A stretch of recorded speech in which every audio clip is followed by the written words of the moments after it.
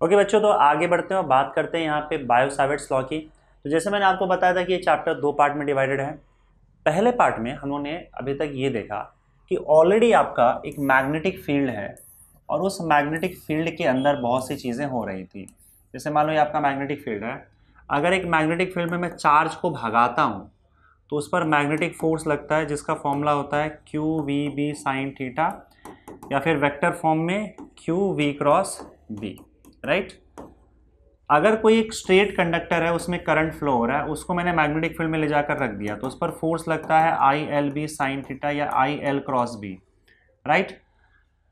अगर कोई एक लूप है, उसके अंदर करंट फ्लो हो रहा है, उसके मैग्नेटिक फील्ड रखोगे तो इस पर नेट फोर्स तो होता है जीरो, लेकिन इस पर लगता है टॉर्क, और उस टॉर्क का फॉर्मूला होता है N I A B sine theta, या फिर इसको हम म्यू लिख सकते हैं म्यू बी साइन थीटा, या वेक्टर के फॉर्म में म्यू क्रॉस बी, ठीक है। तो ये इतनी चीज़ें हमने देखी थी और इसका पोटेंशियल एनर्जी भी देखा था। पोटेंशियल एनर्जी का फॉर्मूला जो था वो क्या था, माइनस म्यू डॉट बी। तो इसमें पहले से ही पीछे मैग्नेटिक फील्ड था। मैग्नेटिक फील्ड में जब हम लोग चार्ज या फिर करंट रख रहे थे तो उस पर लग रहा था फोर्स, ठीक है, और जिसको हमने मैग्नेटिक फोर्स बोला। लेकिन अब यहाँ पे देखो क्या होगा, आपका जो चैप्टर है, चैप्टर का जो नाम है उसका सेंस यहाँ से समझ में आएगा। चैप्टर का नाम क्या है आपका, magnetic fields due to electric current. तो अब यहाँ पे क्या होगा, पहले से ही इलेक्ट्रिक फील्ड नहीं होगा बल्कि हमारे पास करंट होगा। और हम जानते हैं कि अगर आपके पास करंट होता है तो करंट मैग्नेटिक फील्ड प्रोड्यूस करता है। तो करंट की वजह से जो मैग्नेटिक फील्ड आएगा, जैसे मान लो यहाँ पे करंट फ्लो हो रहा है, इसके वजह से इसके अराउंड मैग्नेटिक फील्ड आ जाता है। तो कितना मैग्नेटिक फील्ड यहाँ पे इसकी वजह से प्रोड्यूस होगा, ये मैग्नेटिक फील्ड हम लोग ढूंढने की कोशिश करेंगे। मतलब पहले से मैग्नेटिक फील्ड नहीं होगा बैकग्राउंड में, बल्कि मैग्नेटिक फील्ड करंट की वजह से आ रहा होगा, और करंट की वजह से क्या मैग्नेटिक फील्ड प्रोड्यूस हो रहा है ये हम लोग ढूंढेंगे अब आगे के चैप्टर्स में। सॉरी, समझ गए। तो बस होगा क्या, अलग अलग टाइप का कंडक्टर होगा, अलग अलग करंट का जो है, जो कंडक्टर है उसका शेप होगा, और उसकी वजह से, करंट की वजह से आपका जो मैग्नेटिक फील्ड आएगा वो हम ढूंढेंगे।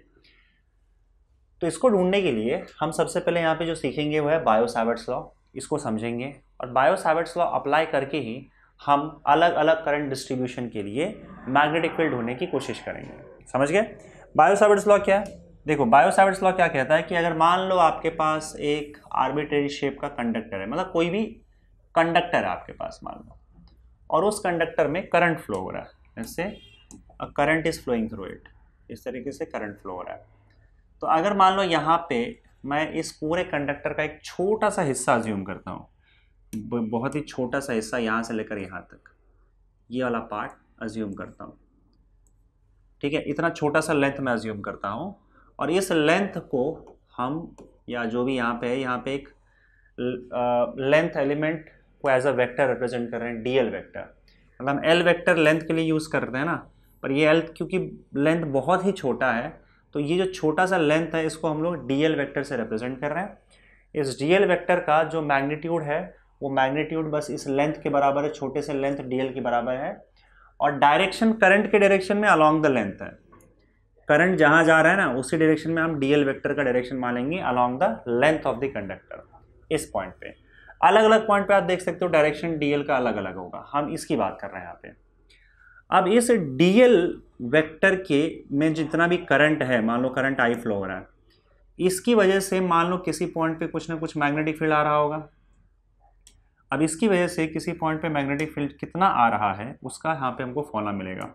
तो पहला काम क्या करना है हमको, कि जिस पॉइंट पे आपको मैग्नेटिक फील्ड निकालना है, डीएल वेक्टर से उस पॉइंट तक आप एक वेक्टर ड्रॉ कर दो, और ये वेक्टर आपका आर वेक्टर कहलाएगा, जिसे जनरली हम पोजीशन वेक्टर बोलते हैं। जिस पॉइंट पे आपको मैग्नेटिक फील्ड ढूंढना है, डीएल वेक्टर से उस पॉइंट तक आपको एक वेक्टर आर वेक्टर ड्रॉ करना है। डीएल एक छोटा सा लेंथ एलिमेंट है आपके पूरे कंडक्टर का, और इस पॉइंट पे अगर आपको मैग्नेटिक फील्ड ढूंढना है तो उस मैग्नेटिक फील्ड का फॉर्मूला दिया है, मान लो यहाँ पे मैग्नेटिक फील्ड है डीबी। इस मैग्नेटिक फील्ड का फॉर्मूला बायो सावर्ट्स लॉ देता है।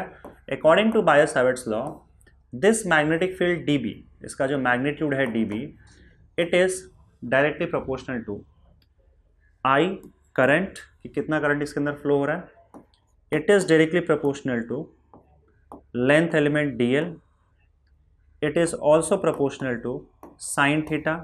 साइन थीटा में जो थीटा है वो theta is the angle between dl vector and ये जो r वेक्टर, r और dl के बीच में जो एंगल है वो आपका साइन थीटा, ये थीटा है। और this magnetic field dB is inversely proportional to square of the distance between them. ठीक है, इन सब के डायरेक्टली प्रोपोर्शनल है, आर स्क्वायर जो आपको आर दिख रहा है यहाँ से लेकर यहाँ तक, उसके स्क्वायर के इनवर्सली प्रोपोर्शनल है। तो ये जो छोटा सा मैग्नेटिक फील्ड dB यहाँ पे आया वो इन सब के प्रोपोर्शनल है अकॉर्डिंग टू बायो-सावर्ट्स लॉ। तो जब आप इन सबको कंबाइन कर दोगे बायो-सावर्ट्स लॉ के हिसाब से, तो ये आपका आ जाता है it is proportional to I dl sine theta upon R square. I के डायरेक्टली प्रोपोर्शनल, dl के डायरेक्टली प्रोपोर्शनल, साइन थीटा के directly proportional upon R square के इनवर्सली प्रोपोर्शनल है। और यहाँ पे प्रोपोर्शनलिटी साइन हटता है तो एक कांस्टेंट आता है, उस कांस्टेंट का वैल्यू है म्यू नॉट अपॉन 4 ये कांस्टेंट हम इस फॉर्मेट में ही लिखते हैं अपने कन्वीनियंस के लिए, mu naught upon 4 I dl sine theta upon R square. ये छोटा सा मैग्नेटिक फील्ड आपको इस छोटे से लेंथ की वजह से इस पॉइंट पे आपको मिल रहा है।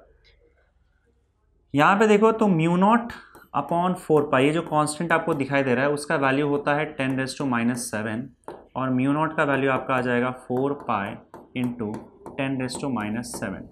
ठीक है, और म्यू नॉट को बोलते क्या है, म्यू नॉट को बोला जाता है परमिएबिलिटी ऑफ फ्री स्पेस या फिर वैक्यूम। देखो परमिएबिलिटी जो है वो एक ऐसी क्वांटिटी है, मतलब ये आपके मीडियम पे डिपेंड करता है। अगर मान लो, ये तो फिलहाल मैं वैक्यूम की बात कर रहा हूँ, हमने ये अज्यूम करके रखा हुआ है कि ये पूरा का पूरा कंडक्टर सिस्टम वैक्यूम के अंदर है। अगर मान लो आप इसको किसी मीडियम के अंदर डाल देते हो तो मीडियम की अपनी परमिएबिलिटी होगी। परमिएबिलिटी मीडियम की एक ऐसी प्रॉपर्टी है जो मैग्नेटिक फील्ड प्रोड्यूस करने में मदद करता है। आप ऐसे समझ सकते हो फिलहाल यहाँ पे कि अगर परमिएबिलिटी मीडियम का ज़्यादा है तो मैग्नेटिक फील्ड भी जो है वो स्ट्रॉन्ग प्रोड्यूस होगा। अगर किसी मीडियम का परमिएबिलिटी कम है तो उसमें सेम करंट सेम डिस्टेंस पे कम मैग्नेटिक फील्ड प्रोड्यूस होगा। तो किसी में ज़्यादा प्रोड्यूस होता है, किसी में कम प्रोड्यूस होता है, ये डिपेंड करता है कि उस मीडियम की परमिएबिलिटी क्या है। तो मीडियम की परमिएबिलिटी हेल्प करता है मैग्नेटिक फील्ड को प्रोड्यूस करने के लिए। अगर परमिएबिलिटी ज़्यादा है तो उस मीडियम में उस सेम सिचुएशन के लिए मैग्नेटिक फील्ड ज़्यादा प्रोड्यूस होगा, और अगर परमिएबिलिटी कम है तो कम प्रोड्यूस होगा। समझ गए? सो दिस इज परमिएबिलिटी।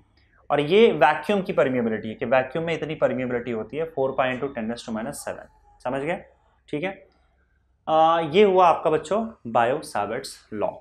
अच्छा, एक और चीज़, अगर इसका यूनिट अगर आपको देखना है तो आप कैसे देख सकते हो, म्यू नॉट का यूनिट यहाँ पे देख सकते हो। मैग्नेटिक फील्ड का यूनिट टेस्ला होता है, मीटर मीटर कैंसिल आउट हो जाएगा, टेस्ला इंटू मीटर, और करंट नीचे आ जाएगा तो उसका एम्पियर आ जाएगा, टेस्ला मीटर अपॉन एम्पियर, या टेस्ला मीटर एम्पियर इनवर्स लिख सकते हो, क्योंकि एम्पियर डिनोमिनेटर में है ना, तो ऊपर जाएगा तो इनवर्स में आ जाएगा। म्यू नॉट का यूनिट आप देख सकते हो यहाँ पे, ये हो जाएगा। अच्छा, इसका एक और चीज़ है, इसका वेक्टर फॉर्म भी आता है। अगर मैं वेक्टर फॉर्म देखूँ तो वेक्टर फॉर्म कुछ इस तरीके से होगा कि dB is equal to, dB vector is equal to mu naught upon 4 I dl। अब देखो ऊपर नीचे आप r से मल्टीप्लाई कर दो तो क्या हो जाएगा बताओ, dl into R into sine theta, dl r sine theta upon r cube हो जाएगा। ऊपर नीचे आपने r से मल्टीप्लाई कर दिया, तो एक काम करते हैं, पहले ये सब कर ही लेते हैं। ये dB ऊपर नीचे आप r से मल्टीप्लाई कर दो तो r और नीचे r क्यूब हो जाएगा। अगर ऊपर r लिखा है तो नीचे r क्यूब हो जाएगा, फिर साइन थीटा आ जाएगा।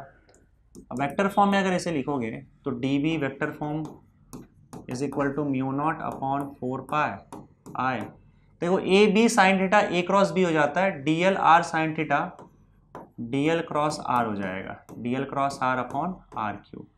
तो वेक्टर फॉर्म में नीचे r क्यूब आ जाता है और ऊपर वेक्टर r आ जाएगा। This is vector form of Biot Savart's law. Okay, so इधर बायो नहीं है, एक्चुअली वो बायोट है, पढ़ते में उसको बायो है लेकिन टी आता है यहाँ पे, बायो-सावर्ट्स लॉ। ओके, अब इसी बायो सावर्ट्स लॉ का यूज़ करके हम लोग अलग अलग केसेस में मैग्नेटिक फील्ड निकालने की कोशिश करेंगे। अगर आपके पास एक कंडक्टर है, उसके अंदर करंट फ्लो हो रहा है, तो उसकी वजह से कितना मैग्नेटिक फील्ड आएगा, ये हम लोग इसी बायो सावर्ट्स लॉ का यूज़ करके हम अलग अलग केसेस में निकालने वाले हैं। ठीक है, तो ये वेक्टर फॉर्म है, ये स्केलर फॉर्म है, आप क्लियरली देख सकते हो यहाँ पे। ये हो गया आपका बायो सावर्ट्स लॉ। ठीक है, आगे बढ़े, चलिए देखते हैं। तो पहला केस हम लोग यहाँ पे देखने वाले हैं, वो है current in a long straight wire, magnetic field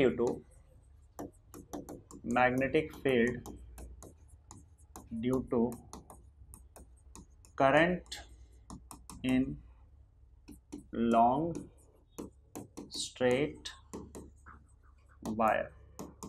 देखो, लॉन्ग स्ट्रेट वायर अगर बोला जाए तो उसको आप लगभग इनफाइनाइट ही समझ लो। यहाँ पे जब कोई वर्ड यूज़ हो लॉन्ग स्ट्रेट वायर, तो इसको लगभग इनफाइनाइट समझ लो, इनफाइनाइट वायर। तो आप मान लो आपके पास इनफाइनाइट वायर है एकदम बड़ा सा, और उसके अंदर करंट फ्लो हो रहा है, और उस करंट की वजह से कितना मैग्नेटिक फील्ड प्रोड्यूस हो रहा है, वही हम लोग को कैलकुलेट करना है। तो चलो शुरू करते हैं। हमारे पास एक वायर है और ये इनफाइनाइट है, मतलब ये कंटिन्यूसली जाएगा। एक्चुअली में इनफाइनाइट वायर नहीं होता है, लेकिन अगर वायर बहुत ही बड़ा हो तो हम उसे इनफाइनाइट की तरह ट्रीट करते हैं, समझे। तो जैसे अगर मान लो ये पूरा घर भर का एक वायर बना दूं मैं, और उसके सामने एक चींटी को रख दूं, तो उस चींटी के लिए वायर जो एकदम इनफाइनाइट हो जाएगा। उसी तरीके से अगर एक बहुत बड़ा वायर ले लेते हैं तो हमारे लिए इनफाइनाइट होता है। तो इसलिए कई बार लोग इसको इनफाइनाइट बोलते हैं, कई बार उसको लॉन्ग बोलते हैं। दोनों ही सेंस में हमको समझना है कि इनफाइनाइट की बात कर रहा है। ठीक है, अच्छा, इससे आर डिस्टेंस पे, मान लो यहाँ से आर डिस्टेंस पे हमको यहाँ पे मैग्नेटिक फील्ड निकालना है। ठीक है, हाँ, एक और चीज़, मैग्नेटिक फील्ड का डायरेक्शन कहाँ पे होगा। तो मैग्नेटिक फील्ड का डायरेक्शन आप देख सकते हो कि डी एल क्रॉस आर के डायरेक्शन में मैग्नेटिक फील्ड होता है हमेशा। डी एल क्रॉस आर ये हमेशा मैग्नेटिक फील्ड का आपको डायरेक्शन देगा। ठीक है, तो मैं यहाँ पे लिख देता हूँ, magnetic field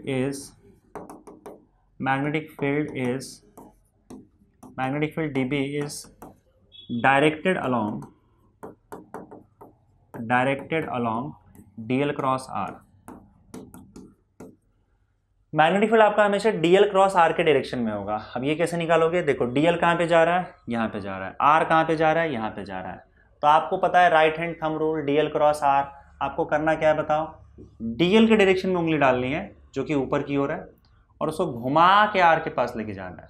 DL cross are perpendicular अंदर की ओर जा रहा है, तो मतलब यहाँ पे मैग्नेटिक फील्ड अंदर की ओर जाएगा, यहाँ पे अंदर की ओर मैग्नेटिक फील्ड परपेंडिकुलर जाएगा, क्योंकि डीएल क्रॉस आर का डायरेक्शन अंदर की ओर आ रहा है।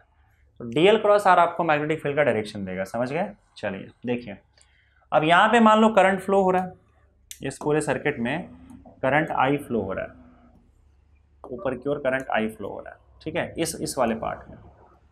अब इस करंट की वजह से मैं हर जगह करंट बना दूँ क्या, रहने दो, समझ गए ना। इसमें करंट आई फ्लो हो रहा है। अब उसकी वजह से आर डिस्टेंस पे अगर मुझे यहाँ पे मैग्नेटिक फील्ड चाहिए, तो ये मैग्नेटिक फील्ड देखो, अब लॉन्ग स्ट्रेट वायर का आपको पता है, राइट हैंड थंब रूल आप ऐसे भी यूज़ कर सकते हो कि राइट हैंड थंब रूल के हिसाब से देखोगे तो अगर ये आपका लॉन्ग स्ट्रेट वायर है, तो हमने बचपन में पढ़ा था राइट हैंड थंब रूल के हिसाब से इसका मैग्नेटिक फील्ड जो है वो ऐसे ऐसे जाएगा। तो अगर मैं यहाँ पे रख दूँ इसको और यहाँ पे एक प्लेन मान के चलो, तो मैग्नेटिक फील्ड जैसे मैंने बताया ऐसे ऐसे जाएगा। तो यहाँ से मैग्नेटिक फील्ड निकलेगा, यहाँ घुसेगा, फिर पीछे से निकलेगा, यहाँ घुसेगा। तो इसका भी बोर्ड के साथ ऐसे ही होगा, मैग्नेटिक फील्ड ऐसे जाएगा, यहाँ से मैग्नेटिक फील्ड निकलेगा, यहाँ घुसेगा, फिर पीछे से वो मैग्नेटिक फील्ड आएगा, यहाँ से निकलेगा और यहाँ से घुसेगा। इस साइड जो है इसकी वजह से मैग्नेटिक फील्ड अंदर घुसेगा, तो इस पॉइंट पे भी इसकी वजह से मैग्नेटिक फील्ड अंदर घुसेगा। क्लियर है चीज़, ठीक है, समझ गए कि नहीं। बाकी आप डीएल क्रॉस आर से भी डायरेक्शन देख सकते हो, वो भी मैं आपको बता दूंगा। अब सबसे पहला काम क्या करना है, डीएल वेक्टर लेना है छोटा सा। तो यहाँ पे कोई भी एक एल डिस्टेंस पे, देखो ध्यान से, यहाँ से एल डिस्टेंस पे इस पॉइंट पे एक डीएल वेक्टर ले लो आप। करंट तो ऊपर की ओर ही जा रहा है ना, तो ये आपका डीएल वेक्टर, ये डीएल वेक्टर होगा यहाँ पे। ठीक है, इतना पार्ट में डीएल वेक्टर है। अब क्या करो, यहाँ से आप इसको जोड़ दो, इसको। तो हमने क्या बोला था पहले, तो डीएल और आर निकालना है। तो जिस पॉइंट पे मैग्नेटिक फील्ड निकालना होता है डीएल से वहाँ तक एक वेक्टर ड्रॉ करते हैं जिसको हम लोग आर वेक्टर बोलते हैं। तो आपने आर वेक्टर भी ड्रॉ कर दिया, इसको मैं ऊपर की साइड ड्रॉ कर देता हूँ, नहीं रहने दो, नीचे की साइड ही रहने दो। तो ये आपका आर वेक्टर हो गया, डीएल से इस पॉइंट तक आर वेक्टर। अब देखो डीएल क्रॉस आर भी आपको मैग्नेटिक फील्ड का डायरेक्शन देगा। हमें पता है यहाँ पे मैग्नेटिक फील्ड अंदर की ओर जाएगा, राइट हैंड थंब रूल हमने देखा था, मैग्नेटिक लाइंस ऑफ फोर्स ऐसे जाएंगे। डीएल क्रॉस आर से भी देख लो, अगर मान लो आपका यहाँ पे डीएल कहाँ है, ऊपर की ओर है, तो ये रहा डीएल। आर कहाँ है, देखो इस साइड है, ऐसा है, तो ये हो गया डीएल, ये हो गया आर। अब बताओ डीएल क्रॉस आर कहाँ जाएगा, उंगलियां डीएल की तरफ, ऊपर की तरफ, डीएल आर की तरफ लेके जाना है, डीएल क्रॉस आर अंदर जा रहा है, अंदर जा रहा है मतलब मैग्नेटिक फील्ड यहां से अंदर जाएगा। क्लियर हुआ ये चीज? चलिए आगे बढ़ते हैं। मैग्नेटिक फील्ड का डायरेक्शन तो इनसाइड है, ये तो क्लियर हो चुका है। अब कितना मैग्नेटिक फील्ड होगा ये देखना है हमें, तो आपने इसको मिला दिया। अब एक काम करो, यहां से इस वाले हिस्से को भी मिला दो। तो अगर मैं इस वाले पार्ट को भी यहाँ पे मिला देता हूँ इस तरीके से, तो आप देखो कि इसके बीच में जो एंगल बन रहा है, या इसको मैं इसी से मिलाता हूँ तो बेटर होगा, इसको इससे मिला देता हूँ। ये बहुत ही छोटा सा एंगल आपको दिख रहा है यहाँ पे बन रहा है, इस एंगल को मैं डी थीटा नाम दे देता हूँ, ठीक है। अब डी थीटा की ज़रूरत पड़ेगी क्या, लेट्स सी, चेक करते हैं ना। सी यहाँ पे आपको क्या करना है, इस पॉइंट पे मैग्नेटिक फील्ड निकालना है। तो पहला काम हमने क्या किया कि हमने लेंथ एलिमेंट लिया, बायो सावर्ट्स लॉ यूज़ करेंगे, हमने लेंथ एलिमेंट लिया, जहाँ पे मैग्नेटिक फील्ड निकालना है वहाँ तक आर ड्रॉ कर दिया, और डीएल और आर के बीच में एंगल ड्रॉ कर लेते हैं। अब सॉरी, डीएल ऊपर की ओर है और आर यहाँ पे, मुझे लगता है इसकी ज़रूरत नहीं पड़ेगी शायद, इसको मैं हटा ही देता हूँ। अलग अलग तरीके से सॉल्व करते हैं। डीएल ऊपर जा रहा है, आर इधर जा रहा है, तो डीएल और आर के बीच में ये एंगल थीटा है, ठीक है। अब देखो ये एंगल थीटा है, तो आप देख सकते हो कि ये 180 माइनस थीटा हो जाएगा। This is 180 minus theta, 180 minus theta मतलब पाई माइनस थीटा। तो आर मैं यहाँ डाल देता हूँ, and this is pi minus theta. लेकिन हमको लेना क्या है, हमको थीटा एंगल लेना, याद रखना। हमें क्यों थीटा एंगल लेना है, क्योंकि हमें डीएल और आर के बीच में एंगल लेना रहता है। अब इस लेंथ एलिमेंट डीएल की वजह से इस पॉइंट पे कितना मैग्नेटिक फील्ड आ रहा है, मान लो डीबी आ रहा है या dB1 आ रहा है मान लो, तो आप dB1 इस dl की वजह से इस पॉइंट पे मैग्नेटिक फील्ड dB1 आ रहा है, तो इसको मैं dB1 ले लेता हूँ।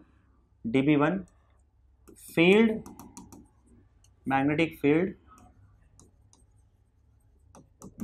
Field due to dl vector in upper part. हम लोग यही डीएल एलिमेंट जो है वो नीचे भी लेने वाले हैं, तो अभी फिलहाल ऊपर लिए हुए, तो डीएल dB1 इसके ऊपर की वजह से है। तो इसका फॉर्मूला क्या आ जाएगा बताओ। अब बायो सावर्ट्स लॉ के हिसाब से dB का वैल्यू होता है μ0/4 I dl sine theta upon r square. तो बस ये यूज करेंगे हम लोग, dB1 is equal to μ0/4 I dl, यहाँ पे dl आपका ये dl हो जाएगा साइन थीटा, डीएल और आर के बीच का एंगल, और अपॉन आर स्क्वायर, ये आर आ गया। तो यहाँ वाला प्रॉब्लम हो गया सॉल्व, यहाँ वाला पार्ट खत्म हो गया। अब सुनो, वही सेम चीज़ हम यहाँ पे भी करेंगे। यहाँ से सेम एल डिस्टेंस ऊपर गए थे, तो एल डिस्टेंस नीचे भी आएंगे, सब कुछ वैसे ही होगा। और यहाँ पे भी हम आर वेक्टर ड्रॉ करेंगे यहाँ से लेकर यहाँ तक, पर मैं इसको डॉटेड लाइन से ड्रॉ कर रहा हूँ। ये तुम्हारा आर वेक्टर हो गया, इस तरीके से आर वेक्टर हो गया जो ऊपर की ओर जा रहा है। और इस बार देखो आपका एंगल जो होगा, देखो यहाँ पे डीएल का जो आप डायरेक्शन देखोगे, तो डीएल का डायरेक्शन ऊपर की ओर होगा यहाँ पे, क्योंकि करंट तो ऊपर की ओर ही जा रहा है ना। तो ये आपका डीएल वेक्टर यहाँ पे हो गया जो कि ऊपर की ओर जा रहा है। अब क्योंकि ये ऊपर की ओर जा रहा है डीएल वेक्टर आपका, तो डीएल ऊपर, आर इधर, तो इस बार आपका जो एंगल हम लेंगे यहाँ पे वो ये एंगल लेंगे, this has to be the angle.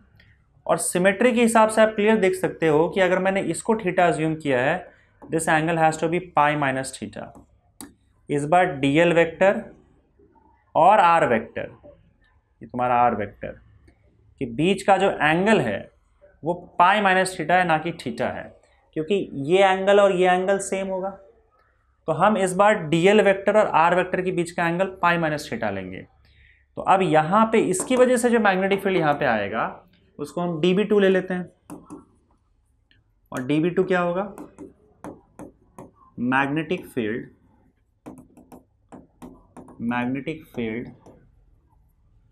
Due to DL vector in lower part.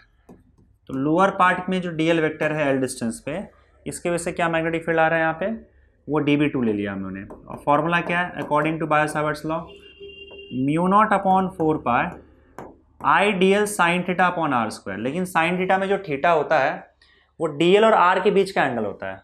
इस बार डीएल और आर के बीच का एंगल पाई माइनस थीटा है, क्योंकि छोटा एंगल बन रहा है, ये नीचे वाला एंगल नहीं है, तो हम पाई माइनस थीटा लेंगे, I D L sine pi minus theta upon R square, ऐसा ले लेंगे।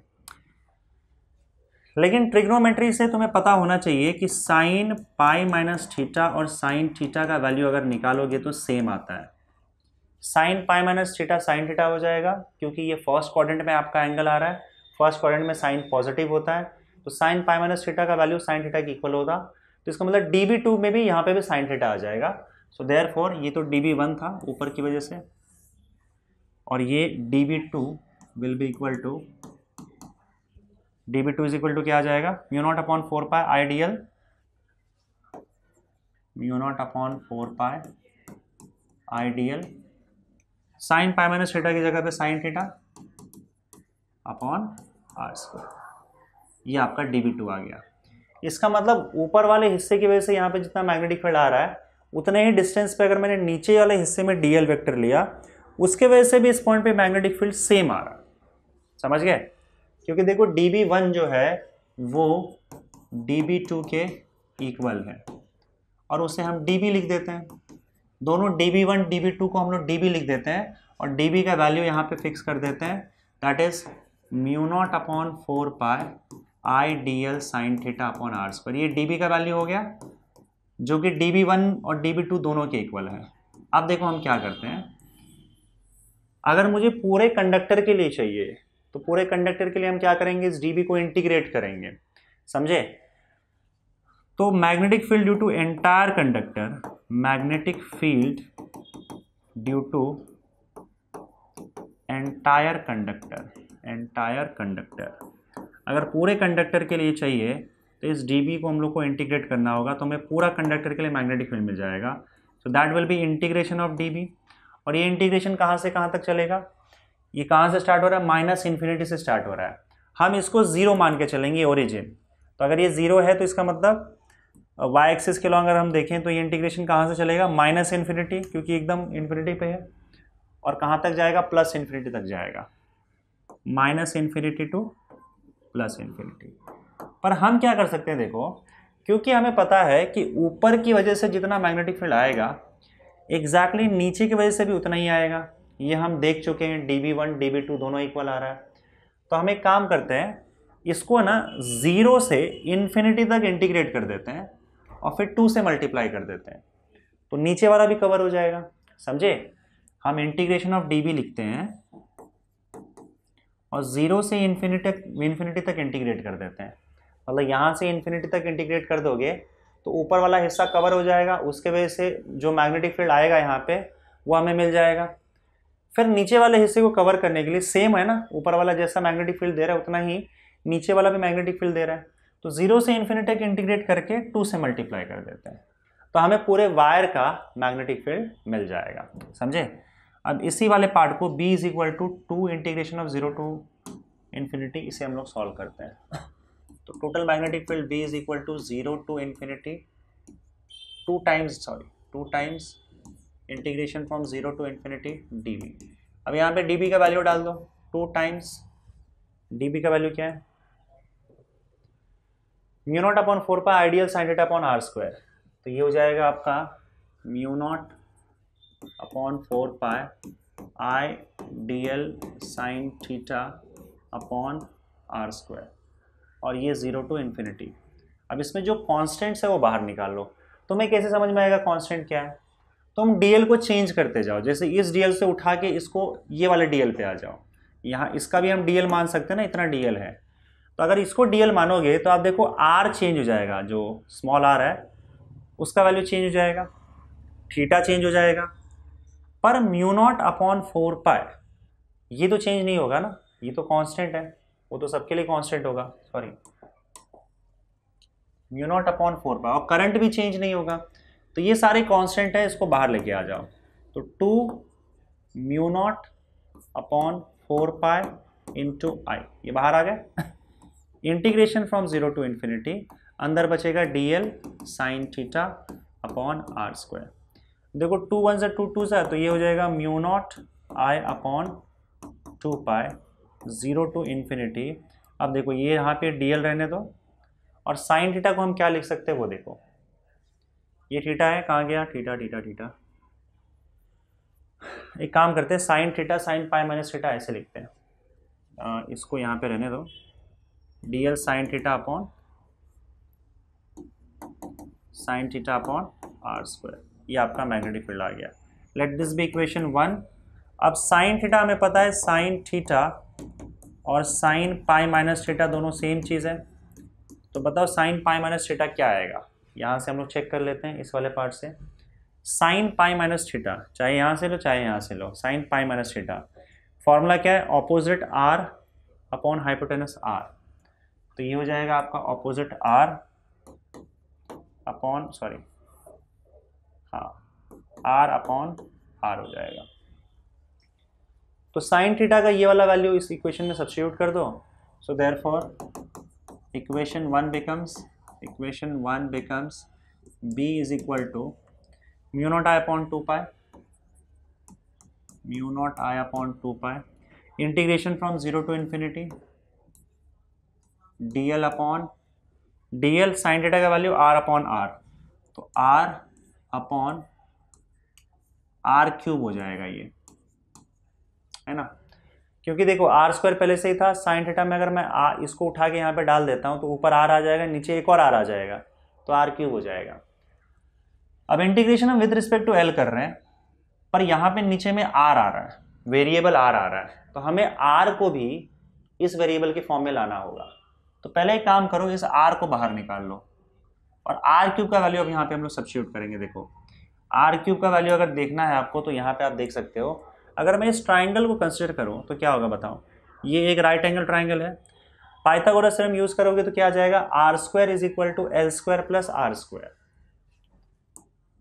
पाइथागोरस थ्योरम के हिसाब से R square will be equal to L square plus R square. तो आर का वैल्यू क्या होगा बताओ, R will be under root, इसको इक्वेशन 2 डाल दो, under root L square plus R square. अब अंडर रूट का मतलब क्या होता है, अंडर रूट का मतलब होता है पावर 1/2, स्क्वायर रूट का मतलब होता है पावर 1/2। दोनों तरफ क्यूब कर लो, तो R cube is equal to L square plus R square, तो इसको 3 से मल्टीप्लाई करोगे क्यूब करने के लिए, तो 3/2 आ जाएगा। अब इसको सब्स्टिट्यूट कर दो इक्वेशन 2 में, पुट इन इक्वेशन 2, तो आपका b का वैल्यू क्या आ जाएगा, mu naught I upon 2 pi integration from 0 to infinity dl r upon R cube का वैल्यू क्या है, L square plus R square raise to 3/2, L square plus R square raise to 3/2। ये are भी बाहर ले आओ, तो ये हो जाएगा mu naught I upon 2 pi into R 0 to infinity dl upon L square plus R square raise to 3/2। चलो यहाँ तक पहुँच गए। अब देखो ये वाला जो इंटीग्रेशन है, ये वाला इंटीग्रेशन आपको इस डेरिवेशन में सॉल्व नहीं करना है, इस टाइप का इंटीग्रेशन आपने मैथमेटिक्स में सॉल्व करके रखा हुआ है। अगर मैथ्स में सॉल्व नहीं किया हुआ है या मैथ्स आपने ड्रॉप करके रखा हुआ है तो कोई बात नहीं है। वैसे भी हमको यहाँ पे क्या करना है, अगला स्टेप डायरेक्टली लिखना हुआ है, इसका आंसर आपको याद करके ही यहाँ पे लिख देना है। ये एक्सपेक्टेड नहीं है कि आप ये पूरा का पूरा डेरिवेशन, ये पूरा का पूरा इंटीग्रेशन सॉल्व करो, क्योंकि वो मैथमेटिकल पार्ट हो जाएगा। तो आपके टेक्स्ट बुक में साइड में उसको सॉल्व करके दिखाया हुआ भी है कि किस तरीके से आप इसको, इस इक्वेशन को सॉल्व, इस इंटीग्रेशन को सॉल्व कर सकते हो। नहीं तो ये होल आपका मैथमेटिक्स का पार्ट हो जाएगा। ये एक टाइप का इंटीग्रेशन है जिसको सॉल्व करने का एक तरीका है। टेक्स्ट बुक में दे के रखा है, आप उसको वहाँ पे देख सकते हो, कोई प्रॉब्लम नहीं है। यहाँ पे आपको क्या करना है, डेरिवेशन के अंदर ये एक्सपेक्टेड नहीं है कि आप इसको पूरा ये सॉल्व करो, आपको डायरेक्ट आंसर लिखना है। और जब आप इसको सॉल्व करोगे तो आपका आंसर 1/r² आ जाएगा। इस इंटीग्रेशन का वैल्यू 1/r² आ जाएगा। तो यहाँ से आपका r और r कैंसिल आउट हो गया, ये आ गया μ0 I/2πr। Now this is the magnetic field due to a long straight wire।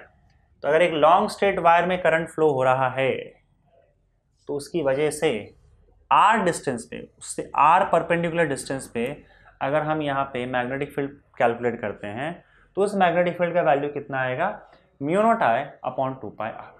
Very simple, समझ गए। अच्छा, अगर मैं सपोज करो यहाँ पे बात करूँ सेमी इनफाइनाइट वायर की, ये तो इनफाइनाइट वायर हो गया। सेमी इनफाइनाइट वायर का मतलब क्या होता है कि आधे में इन्फिनिटी है और एक आधे में रुक जा रहा है। जैसे मान लो यहाँ से वायर स्टार्ट हो रहा है, एक जगह से स्टार्ट हो रहा है और ऊपर वो चलता जा रहा है, इन्फिनिटी तक चलता जा रहा है, एकदम इन्फिनिटी तक, पर यहाँ पे ख़त्म हो जा रहा है। तो ऐसे केस में इसका आधा आ जाएगा, क्योंकि नीचे वाला हिस्सा हमको लेना ही नहीं है। तो अगर इसके वजह से आपको मैग्नेटिक फील्ड निकालना है सेमी इनफाइनाइट वायर की वजह से r डिस्टेंस पे क्या मैग्नेटिक फील्ड होगा, तो इसके वजह से मैग्नेटिक फील्ड का वैल्यू क्या होगा, इसका आधा हो जाएगा। इस पॉइंट पे अगर मैग्नेटिक फील्ड निकालना हो तो इसका आधा हो जाएगा। तो 2 से फिर डिवाइड कर दो तो क्या आ जाएगा, μ0 I/4πr हो जाएगा, है ना, जो कि इसका आधा होगा। तो आधे वायर का लेंगे तो इसका आधा हो जाएगा। ये तो आधा ऊपर आधा नीचे, हमने पूरा इनफाइनाइट वायर ले लिया है। अगर आधा इनफाइनाइट वायर लेते हैं तो उसका मैग्नेटिक फील्ड μ0 I/4πr, जो कि इसका आधा हो जाएगा। तो this is magnetic field due to a long straight conducting wire and this is for semi infinite wire. आई बात समझ में। आगे बढ़ते बच्चों अगले टॉपिक की ओर, that is force of attraction between 2 long parallel wires. Force of attraction भी हो सकता है और फोर्स ऑफ रिपल्शन भी होता है। आपके बुक में फोर्स ऑफ अट्रैक्शन दिया हुआ है टॉपिक में, इसलिए लिखा हूँ, लेकिन अट्रैक्शन और रिपल्शन दोनों हो सकता है। कैसे होता है ये मैं आपको बताता हूँ। अगर आपके पास 2 लॉन्ग स्ट्रेट वायर है, मतलब parallel long straight parallel wires हैं और इनफाइनाइट है, अगर मैंने लॉन्ग वर्ड यूज कर दिया इसका मतलब इनफाइनाइट वायर्स की बात हो रही है, और इनफाइनाइट वायर्स दोनों में करंट फ्लो हो रहा है। तो अभी हम लोगों ने देखा था कि अगर हमारे पास कोई लॉन्ग स्ट्रेट वायर है, इनफाइनाइट वायर है, उसमें अगर करंट फ्लो हो रहा है तो उस करंट के वजह से यहाँ पे मैग्नेटिक फील्ड आ जाएगा, राइट। तो यहाँ पे देखो दोनों वायर में करंट फ्लो हो रहा है। अभी फिलहाल हम मान के चल रहे हैं कि दोनों वायर में सेम डायरेक्शन में करंट फ्लो हो रहा है। सेम डायरेक्शन में करंट फ्लो होगा और ऑपोजिट डायरेक्शन में भी करंट फ्लो हो सकता है। अगर मान लो इसमें करंट यहाँ और इसमें यहाँ हो जाए तो ऑपोजिट हो जाएगा। फिलहाल हम अज्यूम करके चल रहे हैं कि दोनों में same direction of current flow हो रहा है, सेम डायरेक्शन में करंट फ्लो हो रहा है, I1 इधर I2 इधर। दोनों वायर्स के बीच में d डिस्टेंस है।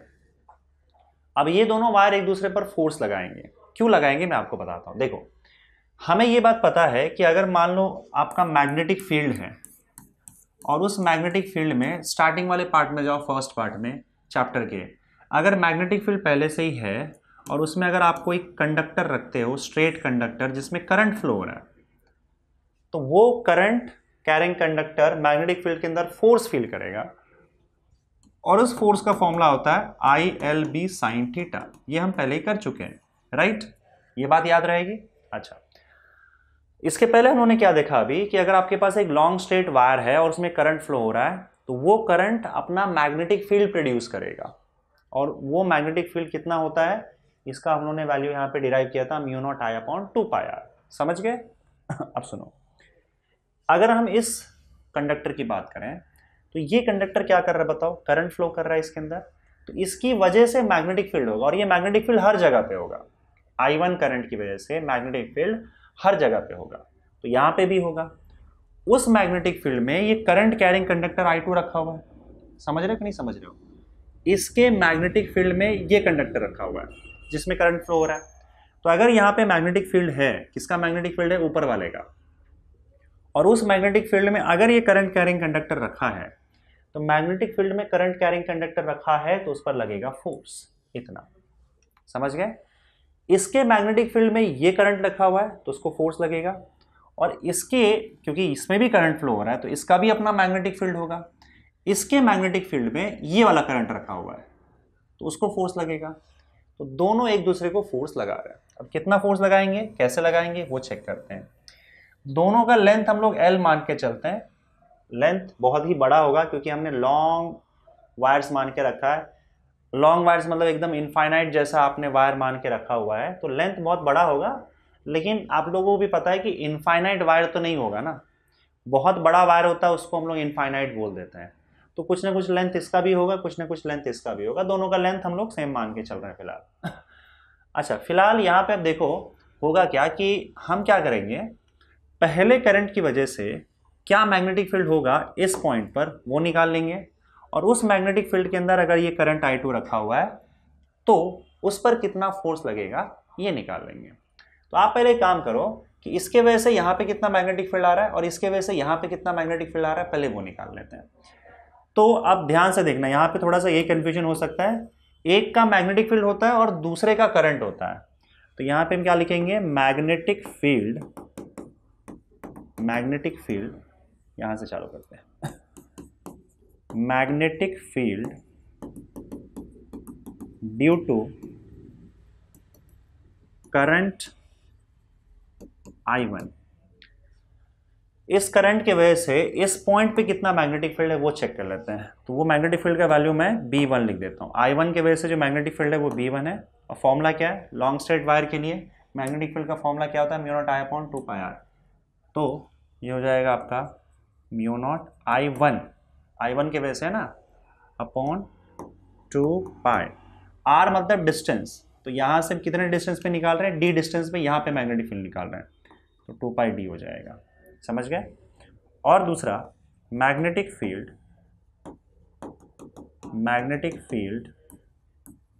Due to current I2।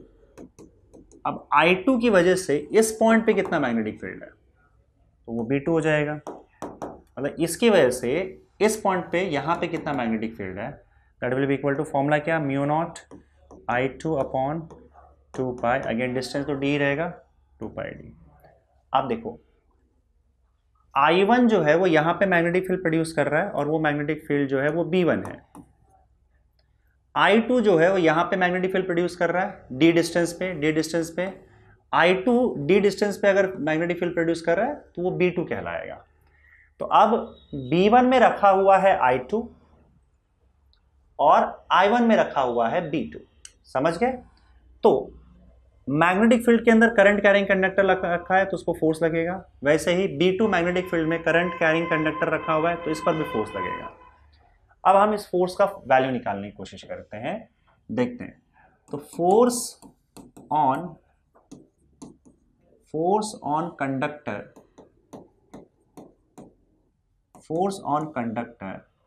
With current I1,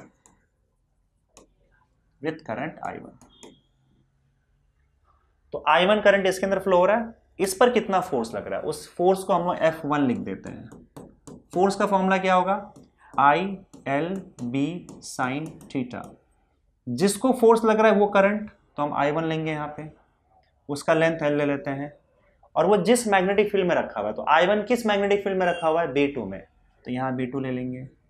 और उसी तरह से यहाँ पे साइन थीटा में क्या आएगा बताओ, theta is the angle between current and magnetic field. अब करंट और मैग्नेटिक फील्ड के बीच में एंगल देखते हैं। करंट I1 तो है, मैग्नेटिक फील्ड कहाँ जा रहा है, तो मैग्नेटिक फील्ड आप देखोगे राइट हैंड थंब रूल के हिसाब से, देखो ध्यान से, अगर करंट यहां जा रहा है तो राइट हैंड थंब रूल के हिसाब से करंट की डायरेक्शन अगर यहां है तो मैग्नेटिक फील्ड आपका ऐसे ऐसे गोल गोल घूमेगी। अब इसको अगर मैं ऐसे रख दूं तो राइट हैंड थंब रूल के हिसाब से मैग्नेटिक फील्ड ऐसे ऐसे जाएगा। अब ये मैग्नेटिक फील्ड B2 जो है इस I2 के वजह से आ रहा है, I2 के वजह से, तो इसका मैग्नेटिक फील्ड कैसे जाएगा बताओ, ऐसे ऐसे ऐसे, मतलब यहां से बाहर निकल रहा है, यहां से अंदर घुस रहा है, यहां से बाहर निकल रहा है, यहां अंदर घुस रहा है, यहां से बाहर निकल रहा है, सर्कल बड़ा करते जा रहा हूं, तो यहां से बाहर निकल रहा है और यहां से अंदर घुस रहा है ना, ये जो वायर है ऐसे जा रहा है ना, तो लाइंस ऑफ फोर्स, तो यहां से बाहर निकल रहा है, यहां अंदर जा रहा है, मतलब ये मैग्नेटिक फील्ड पे यहां से बाहर निकल रहा है। बाहर निकलते हुए मैग्नेटिक फील्ड को हम क्या करते हैं, डॉट से बनाते हैं। तो B2 मैग्नेटिक फील्ड परपेंडिकुलरली बाहर निकल रहा है, तो इसका मतलब आपका करंट और मैग्नेटिक फील्ड परपेंडिकुलर बाहर निकल रहा है, ये दोनों एक दूसरे के परपेंडिकुलर हैं। अगर परपेंडिकुलर है तो थीटा का वैल्यू यहाँ पे 90 डिग्री हो जाएगा। समझ गए? तो F1 will be equal to I1 L, B2 का वैल्यू आप यहां से उठा लो, mu naught I2 upon 2 pi D, mu naught I2 upon 2 pi D. तो ये क्या हो जाएगा बताओ? F1 will be equal to mu naught I1 I2 sine 90 degree 1 हो जाएगा, L upon 2 pi D. This is force on first conductor. अब force on conductor with current I2, इस पर कितना फोर्स लग रहा है वो चेक कर लेते हैं। Force on conductor with current I2, force on conductor with current I2। अब इस पर फोर्स कितना लग रहा है वो चेक कर लेते हैं। तो इस फोर्स को हम F2 बोलेंगे। फॉर्मूला क्या होता है? ILB sine theta. तो अब क्योंकि I2 पे लग रहा है तो I2 करंट L, और इसमें किस मैग्नेटिक फील्ड में रखा है? B1 मैग्नेटिक फील्ड में। अब ये B1 मैग्नेटिक फील्ड जो है 1 की वजह से आ रहा है, तो यहाँ पे मैग्नेटिक फील्ड का डायरेक्शन क्या होगा वो चेक करते हैं। I1 देखो, लाइन्स ऑफ फोर्स ऐसे जा रहा है ना, राइट हैंड थंब रूल के हिसाब से, तो यहाँ से अंदर घुस रहा है, यहाँ से बाहर आ रहा है, वही सेम चीज़। तो इसको मैं यहाँ पे रखूंगा तो यहाँ से बाहर आ रहा है, यहाँ से अंदर घुस रहा है, यहाँ से बाहर आ रहा है, यहाँ से अंदर घुस रहा है। तो इसका मैग्नेटिक फील्ड जो है वो यहाँ से अंदर घुस रहा है, यहाँ से बाहर आ रहा है, यहाँ से अंदर घुस रहा है। तो यहाँ पे मैग्नेटिक फील्ड जो है वो अंदर की ओर जा रहा है। अंदर की ओर जाने वाले मैग्नेटिक फील्ड को हम किससे बनाते हैं? क्रॉस से बनाते हैं। ठीक है, तो मतलब यहाँ पे परपेंडिकुलर अंदर जा रहा है, पर है तो मैग्नेटिक फील्ड जो है करंट के तो परपेंडिकुलर ही है ना। तो करंट और मैग्नेटिक फील्ड के बीच का एंगल लिया जाता है थीटा। तो यहाँ अंदर जा रहा है, यहाँ बाहर आ रहा है, पर करंट के तो परपेंडिकुलर ही है, तो यहाँ पे थीटा का वैल्यू 90 डिग्री आ जाएगा। अगेन यहाँ पे भी आप वही काम करोगे, F2 is equal to I2 L, B1 का वैल्यू आप यहाँ से उठाओगे, mu naught I upon 2 pi D, mu naught I1 upon 2 pi D, और फिर से आपका साइन 90 डिग्री 1 हो जाएगा। तो F2 का वैल्यू यहाँ पे आ जाएगा mu naught upon mu naught I1 I2 L upon 2 pi D. ठीक है, अगर तुम ध्यान से देखोगे यहाँ पे तो ये दोनों फोर्सेस इक्वल है, मतलब इस पर जितना फोर्स लग रहा है इस पर भी इतना ही फोर्स लग रहा है। तो दोनों कंडक्टर पे, दोनों पैरेलल कंडक्टर्स पे, स्ट्रेट लाइन कंडक्टर्स पे सेम फोर्स लग रहा है। दोनों एक दूसरे पर सेम फोर्स लगाते हैं, और एक्चुअली में ये फोर्सेस जो होते हैं वो इक्वल एंड ऑपोजिट होते हैं। They are reaction, action reaction forces. ये उस पर उतना ही फोर्स लगाता है, ये भी उस पर उतना ही फोर्स लगा रहा है, वो भी ऑपोजिट डायरेक्शन में। तो ये दोनों forces action and reaction forces यहाँ पे होते हैं, राइट। तो अगर मैं दोनों फोर्सेस की बात करूँ, दोनों फोर्स का वैल्यू क्या हो जाएगा? F1 is equal to F2 is equal to F, और इस F का वैल्यू होता है mu naught upon mu naught I1 I2 into L upon 2 pi D. This is the force acting on both the conductors. दोनों conductors पे जो force लग रहा है वो सेम है।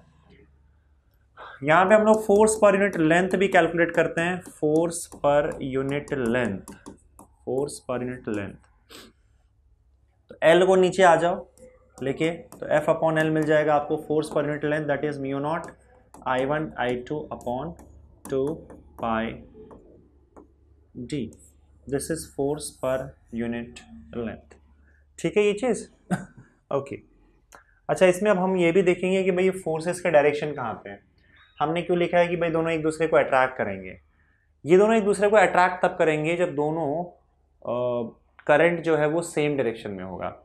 अगर दोनों करंट सेम डायरेक्शन में होगा तो अट्रैक्ट करेंगे, ऑपोजिट डायरेक्शन में होगा तो रिपेल करेंगे। ये फोर्सेस के डायरेक्शन से तुम पता लगा सकते हो। कैसे? देखो, मान लेते हैं यहाँ पे मैं फिर से ये चीज ड्रॉ कर दे रहा हूँ। If currents are in the same direction, जैसे हमने देखा था यहाँ पे, if currents are in the same direction, अगर करंट सेम डायरेक्शन में होंगे तब क्या होगा? तो यहाँ पे देखो, ये करंट और ये करंट, ठीक है, current I1 current I2 same direction में, तो हमने सेम सिचुएशन यहाँ पे बना के रखा है। अब यहाँ पे देखोगे कि तो मैग्नेटिक फील्ड जो है वो यहाँ से बाहर आ रहा है, ये B2 मैग्नेटिक, इसका जो B2 मैग्नेटिक फील्ड है वो ऐसे बाहर आ रहा है, और इसका जो मैग्नेटिक फील्ड B1 है वो अंदर घुस रहा है। तो अब इस पर फोर्स कितना लग रहा है बताओ, इस कंडक्टर I1 पे कितना फोर्स लग रहा है और कहाँ लग रहा है। देखो फोर्स कितना लग रहा है तुम्हें पता चल गया कहाँ लग रहा है। तो हम फोर्स का डायरेक्शन कैसे देखते हैं, L क्रॉस B के डायरेक्शन में देते हैं। अगर आपको याद होगा तो कंडक्टर पे अगर फोर्स लग रहा है उसका वैल्यू ILB sin थीटा है, तो हम फोर्स का डायरेक्शन कैसे देते हैं, वेक्टर फॉर्म में फोर्स होता है IL क्रॉस B, तो हम L क्रॉस B के डायरेक्शन में फोर्स देते हैं। L करंट के डायरेक्शन में होता है, B जो है वो मैग्नेटिक फील्ड है। अब B मैग्नेटिक फील्ड बाहर की ओर आ रहा है, देखो ऐसे बाहर की ओर आ रहा है। दूसरा देखता हूं, और करंट सामने जा रहा है, आगे की ओर जा रहा है। तो L क्रॉस B मतलब L सामने है और B यहाँ पे है, तो आपको L क्रॉस B घुमाना है। तो देखो L आगे की ओर है, सामने करंट क्रॉस B, B इस डायरेक्शन में है, बाहर आ रहा है, तो L क्रॉस B आपको नीचे लेके जाएगा। L क्रॉस B नीचे जा रहा है, इसका मतलब फोर्स का डायरेक्शन नीचे जा रहा है और इस पर फोर्स नीचे की ओर लग रहा है। This is force acting on wire 1। उसी तरीके से अगर आप फोर्स कैलकुलेट करोगे नीचे वाले हिस्से में, तो नीचे वाले हिस्से में देखो मैग्नेटिक फील्ड तो अंदर घुस रहा है B, और करंट आगे की ओर जा रहा है, तो L क्रॉस B कहाँ जाएगा बताओ। L सामने करंट का डायरेक्शन और B अंदर की ओर है, तो L क्रॉस B ऊपर की ओर जाएगा। तो L क्रॉस B ऊपर की ओर जा रहा है और ये फोर्स का डायरेक्शन ऊपर लग रहा है। तो आप साफ साफ देख सकते हो कि दोनों कंडक्टर एक दूसरे की ओर मतलब अपनी ओर फोर्स लगा रहे हैं, मतलब अपनी ओर खींच रहे हैं, और दोनों कंडक्टर जो है यहाँ पे एक दूसरे के पास अट्रैक्ट होंगे इस केस में, समझ गए। तो अगर करंट सेम डायरेक्शन में है तो दोनों कंडक्टर एक दूसरे को अट्रैक्ट करेंगे। If currents are in the same direction, conductors attract each other, attract each other, ठीक है। यहीं पे अगर सपोज करो यहाँ पे इस तरह से फोर्स लगेगा, दोनों एक दूसरे को अट्रैक्ट करेंगे। और यहीं पे अगर मैं सेकेंड केस की बात करूं कि if currents are in the opposite direction, if currents are in the opposite direction,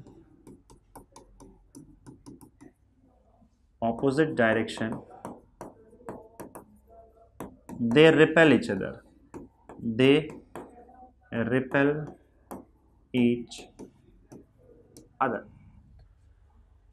यही करंट्स अगर ऑपोजिट डायरेक्शन में चले जाए, एक करंट यहाँ पे जा रहा है I1 और दूसरा करंट यहाँ पे जा रहा है I2, तो इससे होता क्या है कि दोनों पर फोर्सेस जो है ना ऑपोजिट डायरेक्शन में लगते हैं। अब देखो करंट अगर I1 है तो इसके मैग्नेटिक फील्ड में ये रखा हुआ है ना, तो इसका magnetic field right hand thumb rule से ऐसे आएगा, ऐसे ऐसे, मतलब यहाँ से निकलेगा यहाँ घुसेगा, तो यहाँ पे तो मैग्नेटिक फील्ड अंदर की ओर घुसेगा। तो मैग्नेटिक फील्ड अंदर की ओर है, पर करंट तो इस साइड आ रहा है ना, तो करंट अगर इस साइड आ रहा है तो राइट हैंड थंब रूल के हिसाब से L क्रॉस B कहाँ जाएगा बताओ। L क्रॉस B कैसे लगाओगे, ऐसे लगाओगे, अब इस साइड खड़े होकर देखना पड़ेगा। करंट यहाँ पे, मैग्नेटिक फील्ड अंदर की ओर है ऐसे, ये देखो। तो L क्रॉस B अगर तुम देखोगे तो L क्रॉस B नीचे जा रहा है इस बार, तो इसका मतलब यहाँ पे इस बार फोर्स नीचे की ओर लगेगा। और अगर सपोज करो इसका मैग्नेटिक फील्ड देखें तो राइट हैंड थंब रूल के हिसाब से करंट यहाँ जा रहा है, तो ऐसा मैग्नेटिक फील्ड, मतलब यहाँ से घुसेगा यहाँ से बाहर आएगा, यहाँ घुसेगा यहाँ बाहर आएगा, यहाँ घुसेगा यहाँ बाहर आएगा, तो यहाँ भी घुस ही रहा है मैग्नेटिक फील्ड अंदर की ओर। तो अब अंदर की ओर मैग्नेटिक फील्ड जा रहा है ऐसे, और करंट तो सामने से जा रहा है, तो L cross B right hand thumb rule के हिसाब से L क्रॉस B ऊपर जाएगा, तो यहाँ पे भी इस बार फोर्स जो है वो ऊपर की ओर लग रहा है। तो इस बार देखो दोनों एक दूसरे को रिपेल करके भगा रहा है। करंट अगर ऑपोजिट डायरेक्शन में है तो दोनों एक दूसरे को रिपेल करेंगे, करंट सेम डायरेक्शन है तो एक दूसरे को अट्रैक्ट करेंगे। तो हम जो चार्जेस के लिए लिखते थे, करंट के लिए हम वो स्टेटमेंट नहीं लिख पाएंगे। करंट के लिए स्टेटमेंट थोड़ा सा बदल जाएगा। करंट के लिए स्टेटमेंट क्या होगा, like currents, like charges repel करते थे, और यहाँ पे देखो लाइक करंट्स मतलब सेम डायरेक्शन वाले करंट एक दूसरे को अट्रैक्ट करेंगे। तो like currents attract each other, like currents attract each other. Unlike currents का मतलब यहाँ पे ऑपोजिट डायरेक्शन में जो करंट फ्लो रहा है, they repel each other, repel each other. Like currents attract each other, unlike currents repel each other. ठीक है, एक क्वेश्चन मैं और आपसे यहाँ पे पूछना चाहता हूँ कि अगर मान लो दो पॉजिटिव चार्ज मैंने यहाँ पे रखा, तो मुझे एक बात बताओ कि दो पॉजिटिव चार्ज एक दूसरे को क्या करेंगे? एक दूसरे को अट्रैक्ट करेंगे कि रिपेल करेंगे? पहले आप बोलोगे सर एक पॉजिटिव चार्जेस हम जानते हैं एक दूसरे को रिपेल करेंगे, लेकिन ये इंफॉर्मेशन अपने आप में कंप्लीट नहीं है। ये बात इलेक्ट्रोस्टैटिक्स की है। इलेक्ट्रोस्टैटिक्स में हम पढ़ते हैं कि दो पॉजिटिव चार्जेस हैं, ये एक दूसरे को रिपेल करते हैं। अगर लाइक चार्जेस है तो एक दूसरे को रिपेल करेंगे, दो नेगेटिव चार्जेस भी एक दूसरे को रिपेल करेंगे। पर ये बात तभी तक वैलिड है जब तक ये दोनों चार्जेस रेस्ट पे हैं। अगर ये मूव करने लग जाए तो शायद फिर ये वाली जो बात है वो उल्टी पड़ सकती है। अगर मान लो दोनों सेम डायरेक्शन में मूव करते हैं, तब ये पॉजिटिव चार्जेस सेम डायरेक्शन में मूव करते करते एक दूसरे को अट्रैक्ट करते हैं। ये अपने आप में हो सकता है आपको अजीब बात लगे, अट्रैक्ट करेंगे। और अगर यही दो पॉजिटिव चार्ज ऑपोजिट डायरेक्शन में मूव करें, एक को आप यहाँ भगाओ और दूसरे को यहाँ भगाओ, they will start repelling each other. तो ये रिपेल करना चालू कर देंगे। डिपेंड करता है कि कहाँ भाग रहे हैं। भागते समय अगर रेस्ट पे है तो गारंटीड है कि दोनों एक दूसरे को रिपेल करेंगे, लेकिन अगर मूव कर रहे हैं तो सेम डायरेक्शन में मूव करते हुए अट्रैक्ट करेंगे, ऑपोजिट डायरेक्शन में रिपेल करेंगे। ऐसा क्यों हो रहा है? देखो, चार्ज जब मूव करने लग जाता है तो हम बोलते हैं करंट फ्लो हो रहा है। और अभी अभी हम लोगों ने पढ़ा था कि अगर दो करंट सेम डायरेक्शन में रहे तो they will attract each other, opposite में रिपेल करेंगे। तो जब चार्ज भागने लग जाता है तब वो करंट बन जाता है। तो अगर दो सेम डायरेक्शन में दोनों चार्जेस भाग रहे हैं, इसका मतलब सेम डायरेक्शन में करंट फ्लो हो रहा है, और सेम डायरेक्शन में करंट फ्लो होते हुए एक दूसरे को अट्रैक्ट करते हैं, इसलिए ये दोनों एक दूसरे को अट्रैक्ट करने लग जाता है। ऑपोजिट डायरेक्शन में करंट रिपेल करेंगे। तो भागता हुआ चार्ज क्योंकि करंट बन जाता है तो उसकी प्रॉपर्टीज भी बदल जाती हैं, समझे?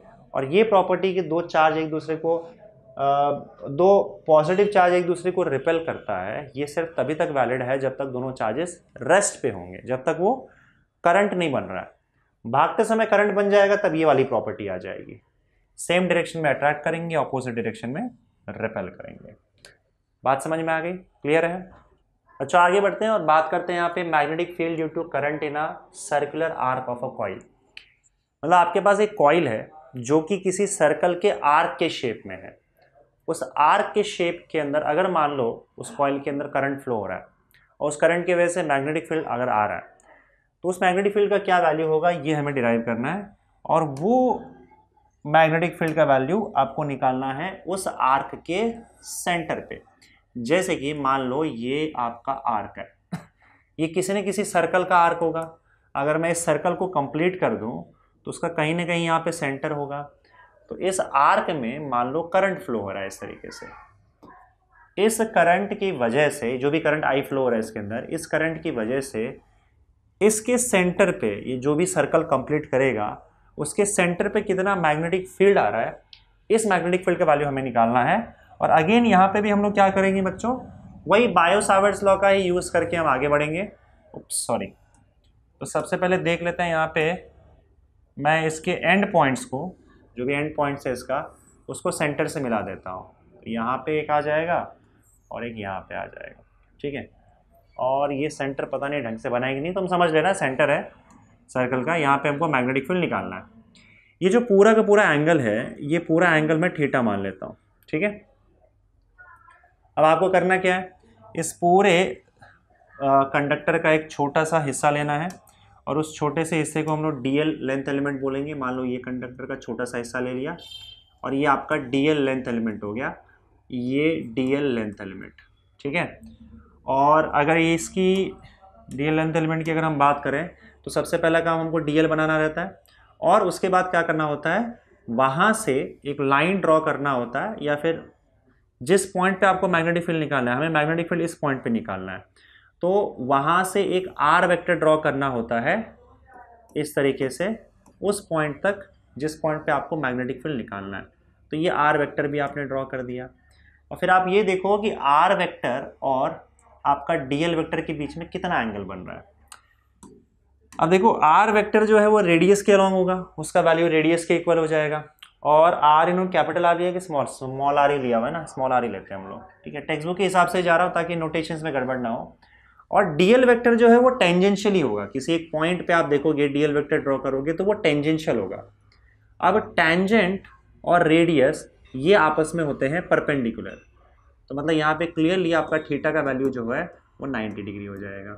समझ गया कि नहीं समझ गया? अब इस डीएल के वजह से इस छोटे से लेंथ एलिमेंट में जो करंट है उसकी वजह से इस पॉइंट पे जो भी मैग्नेटिक फील्ड आ रहा है, मान लो उसको हम लोग डीबी मान लेते हैं, तो उस डीबी का वैल्यू क्या होगा?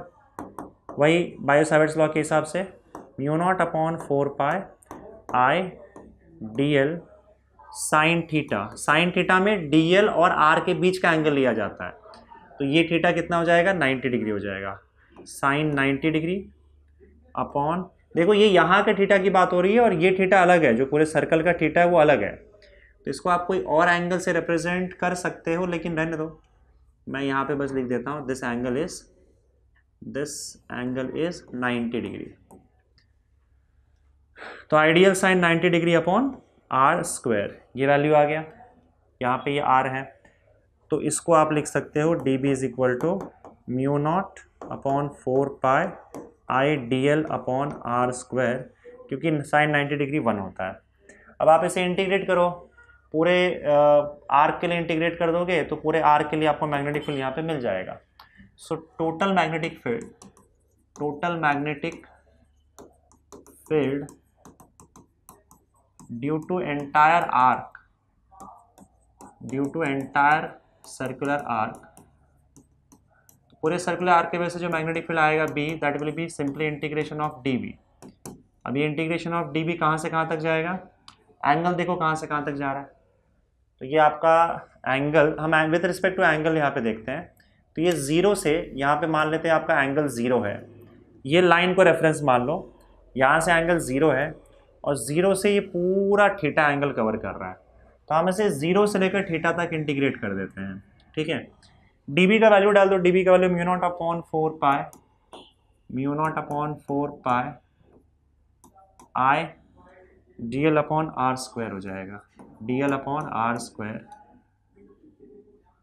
ये डी एल जो भी रहेगा D L upon R square, और इसका इंटीग्रेशन 0 से लेकर थीटा तक जाएगा। ना इसमें जो भी कांस्टेंट आप बाहर आएगा, कांस्टेंट कैसे डिसाइड करते हो? डीएल चेंज कर दो, यहाँ से लेकर यहाँ पे ले आओ। अब डीएल अगर आप यहाँ लाओगे तो आर तो रेडियस सेम रहेगा ना, आर का वैल्यू तो फिक्स हो जाएगा, चाहे डीएल आप यहाँ लो यहाँ लो यहाँ लो, आर का वैल्यू फिक्स होगा, हर जगह पे आर सेम है, तो इसका मतलब आर भी कांस्टेंट है। करंट भी वही रहेगा, म्यू नॉट अपॉन 4 पाई भी कांस्टेंट ही है, तो म्यू नॉट अपॉन 4 पाई आई और उसके अलावा आर स्क्वायर, ये सब कुछ कांस्टेंट है, सब बाहर आ जाएगा। बचेगा क्या? Integration of DL from 0 to theta. अब दिक्कत यहाँ पे ये है कि ये लेंथ एलिमेंट है, इंटीग्रेट हम थीटा का कर रहे हैं, तो हम क्या करेंगे, हम लोग यहाँ पे डीएल को कन्वर्ट करेंगे, let this be equation 1, theta के टर्म्स में लिखने की कोशिश करते हैं ना। DL is this part, right? तो यहाँ से अगर मैं एक लाइन ड्रॉ करता हूँ, इस एंड से भी एक अगर मैं लाइन ड्रॉ कर दूँ ऐसे, तो ये छोटा सा हिस्सा देख लो, यहाँ से ये छोटा सा हिस्सा मैं बाहर निकाल लेता हूँ, ये रहा डीएल, ये छोटा सा हिस्सा, ये रहा डीएल, ये आपका ऐसे, और यहाँ पे जो ये छोटा सा एंगल बन रहा है ना, ये एंगल, लेट दिस एंगल भी डी थीटा, बहुत ही छोटा एंगल बन रहा है, इसलिए इसका नाम डी थीटा पड़ गया, डी थीटा, ठीक है। और ये तो रेडियस है। अब आपने एक फॉर्मूला पढ़ा होगा कि अगर हम थीटा को रेडियन में रखें, if theta is in radian, theta को अगर हम रेडियन में रखते हैं तो थीटा का फॉर्मूला क्या होता है? Arc length divided by radius, है ना, that is equal to arc length, मतलब इस आर्क का लेंथ कितना है? डीएल है, जितना आर्क एंगल कवर कर रहा है, एंगल बना रहा है यहाँ पे, वो आर्क लेना है। तो डी थीटा को बना कौन रहा है? डीएल बना रहा है। और यहाँ पे थीटा की जगह पे हम लोग, अच्छा यही काम करते हैं, अब थीटा की जगह पे हम लोग डी थीटा ले लेते हैं। तो थीटा की जगह पे अगर डी थीटा ले लोगे तो डी थीटा का आर्क क्या है? डी थीटा जो आर्क बना रहा है वो डीएल है, तो आर्क लेंथ की जगह पे डीएल आ जाएगा, और रेडियस क्या है? आर हो जाएगा। तो यहाँ से आपका dl का वैल्यू आ जाएगा dl is equal to R D theta. ठीक है, इसको सब्स्टिट्यूट कर दोगे आप इक्वेशन 1 में। तो पुट इन इक्वेशन 1, इक्वेशन 1 में सब्स्टिट्यूट कर दोगे तो b का वैल्यू क्या आ जाएगा, mu naught upon 4 pi I upon R square integration of R D theta, dl की जगह पे क्या आ गया, आर डी थीटा, 0 से थीटा तक। आर बाहर आ जाएगा या बाहर आके एक आर कैंसिल आउट हो जाएगा, तो ये क्या हो जाएगा आपका mu naught upon 4 pi I upon R integration of D theta from 0 to theta. 0 to theta नहीं भी लिखोगे तो भी चलेगा, मेरे हिसाब से पूरा थीटा ही कवर हो जाएगा, लेकिन फिर भी ठीक है, आप इस हिसाब से लिख दो mu naught upon 4 pi I upon R. Now D theta का इंटीग्रेशन क्या होगा, dx का इंटीग्रेशन x होता है, तो डी थीटा का इंटीग्रेशन थीटा हो जाएगा, और आप लिमिट्स अप्लाई कर दो 0 से लेकर थीटा तक, तो ये क्या हो जाएगा mu naught upon 4 pi I upon R. अब हम क्या करते हैं, थीटा की जगह पे अपर वैल्यू थीटा डालेंगे, फिर माइनस लिखेंगे, फिर थीटा की जगह पे लोअर वैल्यू 0 डालेंगे, तो ये थीटा माइनस 0 हो जाएगा। तो फाइनली बी का वैल्यू क्या आ गया, mu naught upon 4 pi I upon R, mu naught upon 4 pi I upon R, theta minus 0 is theta, तो ये हो जाएगा आपका थीटा। तो ये फॉर्मूला आ गया आपका आर्क के लिए। तो अगर सर्कुलर आर्क में करंट है, मान लो ये सर्कुलर आर्क है, इसमें अगर करंट है तो इसके सेंटर पे अगर आप मैग्नेटिक फील्ड निकालते हो, रेडियस आर है मान लो, इस करंट आई की वजह से इस सेंटर पे अगर मैग्नेटिक फील्ड निकाल रहे हो तो that is mu naught I upon 4 pi R into theta, ये आपका फॉर्मूला बन जाएगा सर्कुलर आर्क के लिए। अब अगर मान लो पूरा का पूरा सर्कल कंप्लीट हो जाए, ठीक है, तो यहाँ पे magnetic field due to, topic देखो,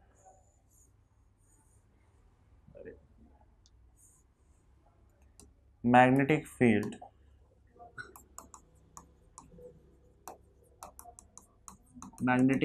due to current in circular loop, पूरा अगर लूप सर्कल में कंप्लीट हो जाए तब आपका मैग्नेटिक फील्ड क्या होगा।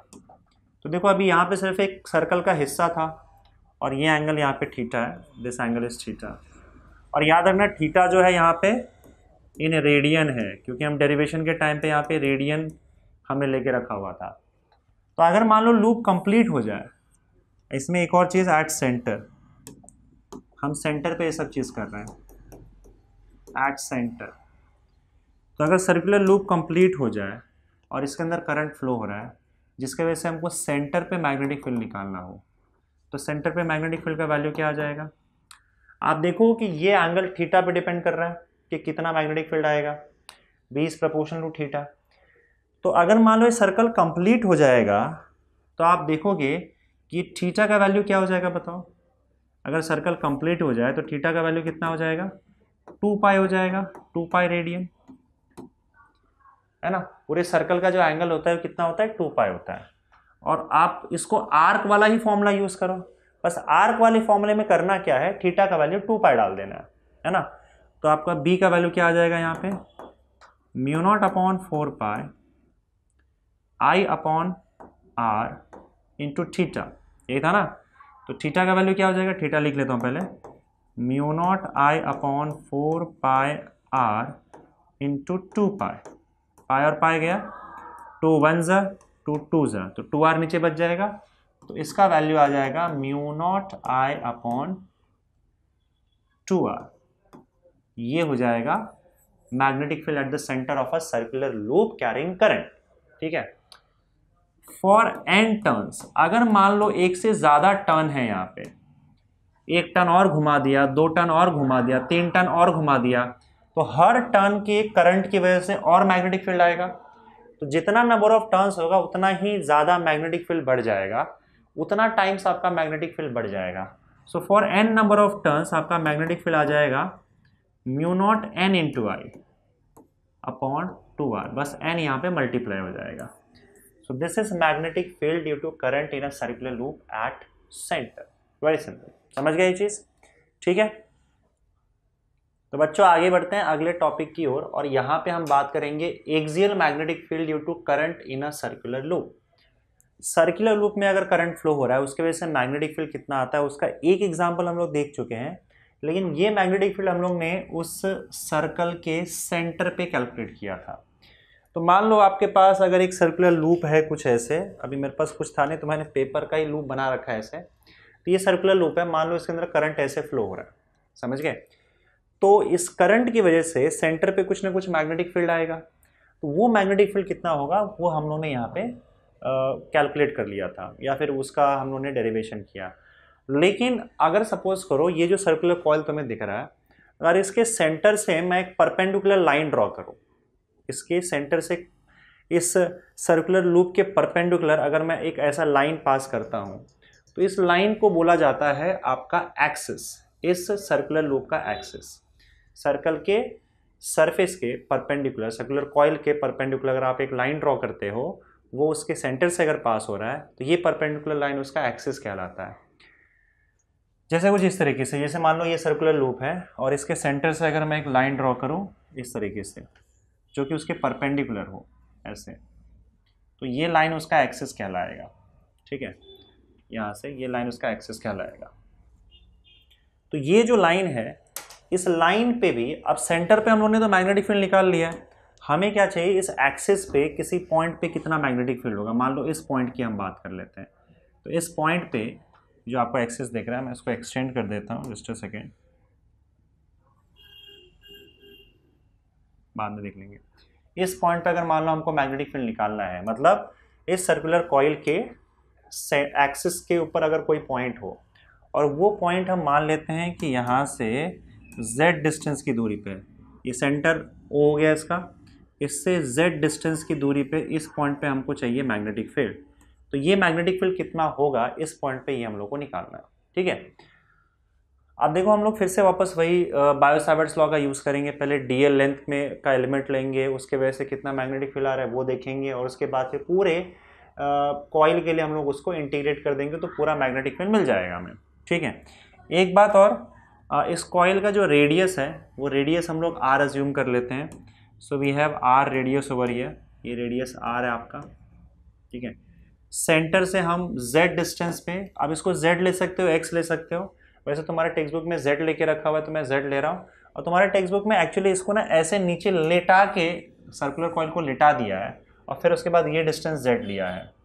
पर तुम ऐसे भी बनाओगे तो बेटर होगा, ऐसे में मेरे हिसाब से मुझे थोड़ा सा इमेजिनेशन में उतनी प्रॉब्लम नहीं होती है, तो मैं चाहता हूँ कि आप मेरी तरह इमेजिन करो, क्योंकि मैं अब एक्सप्लेन कर रहा हूँ तो फिर मैं भी कंफर्टेबल मुझे भी होना चाहिए आपको एक्सप्लेनेशन प्रोवाइड करते हुए। तो ये मुझे थोड़ा सा ज़्यादा बेटर लगता है कि आप रिंग को या इस कॉइल को आप ऐसे खड़े करके रखो। ये इस तरीके से खड़ा किया हुआ है हॉरिजॉन्टली, मतलब ये ऐसे प्लेन के अंदर जा रहा है, ठीक है। अब आपको दिखाने के लिए थोड़ा सा ऐसे टिल्टेड है ताकि आपको ये वाला फेस भी दिखे, लेकिन कॉइल ये कुछ इस तरीके से है और इसमें करंट ऐसे फ्लो हो रहा है, याद रखना, मतलब करंट ऐसे इस वाले ऊपर वाले हिस्से पे देखोगे तो बाहर की ओर आ रहा है करंट, मतलब मैं यहाँ से अगर देख रहा हूँ तो ये क्लॉकवाइज करंट है, समझ रहे हो। तो ऐसे करंट यहाँ पे टॉप लेवल पे बाहर आ रहा है और ये जैसे नीचे जाके फिर यहाँ पे इस वाले हिस्से में प्लेन के अंदर जाएगा करंट, तो ऐसे करंट फ्लो हो रहा है इसके अंदर, ठीक है। कॉइल के सेंटर से z डिस्टेंस पे हमें मैग्नेटिक फील्ड निकालना है, तो काम क्या करना है, टॉप लेवल पे आप जाओ और टॉप लेवल पे आप सबसे पहला काम क्या करोगे कि डीएल लेंथ का एक एलिमेंट ले लो। तो ये डीएल लेंथ का एक एलिमेंट आप देख सकते हो, ये लेंथ एलिमेंट जो डीएल है, ये इसका डायरेक्शन क्या होगा, इसका डायरेक्शन इस तरीके से बाहर की ओर है, यू कैन सी दिस, एक सेकेंड, ये डीएल लेंथ ऐसे यहाँ पे ये बाहर की ओर होगा। एक्चुअली यहाँ पे क्लियरली आपको डायग्राम में 2 डायमेंशन में दिख नहीं पाएगा, इसलिए मैं आपको इसको समझा रहा हूँ कि डीएल हमेशा करंट के डायरेक्शन में होता है, तो यहाँ पे डीएल ऐसे बाहर की ओर होगा और ये करंट नीचे आते आते डीएल यहाँ पे अंदर की ओर हो जाएगा।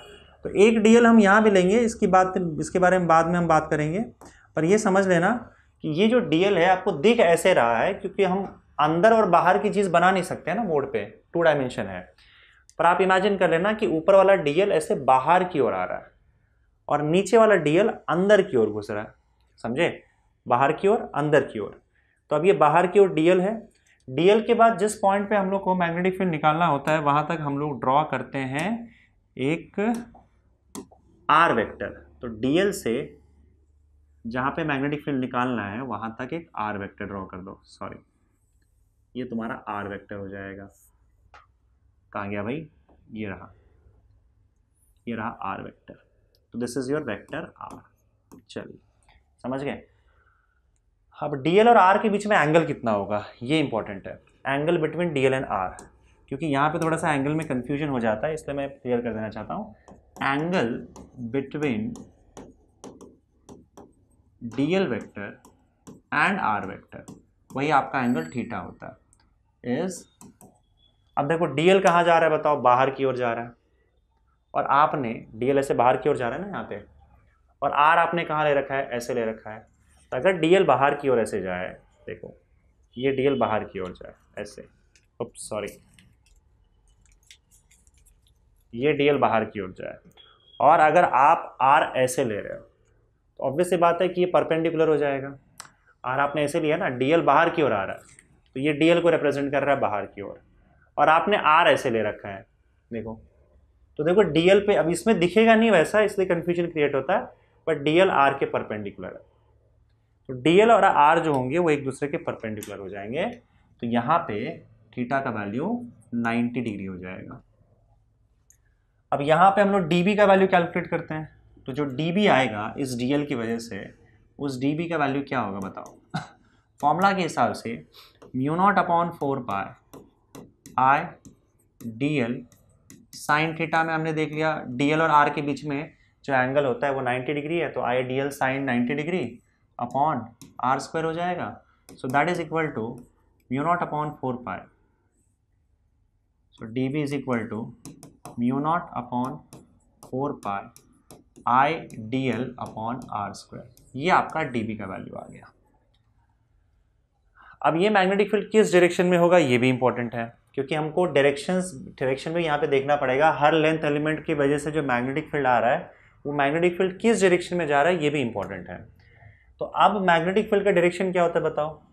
Magnetic field D B is directed along, is direct, ये मैंने स्टार्टिंग में ही लिख के दिया था, अगर आप ध्यान से देखोगे तो इस वाले पार्ट में जब हम लोगों ने स्टार्ट किया था कि magnetic field D B is directed along,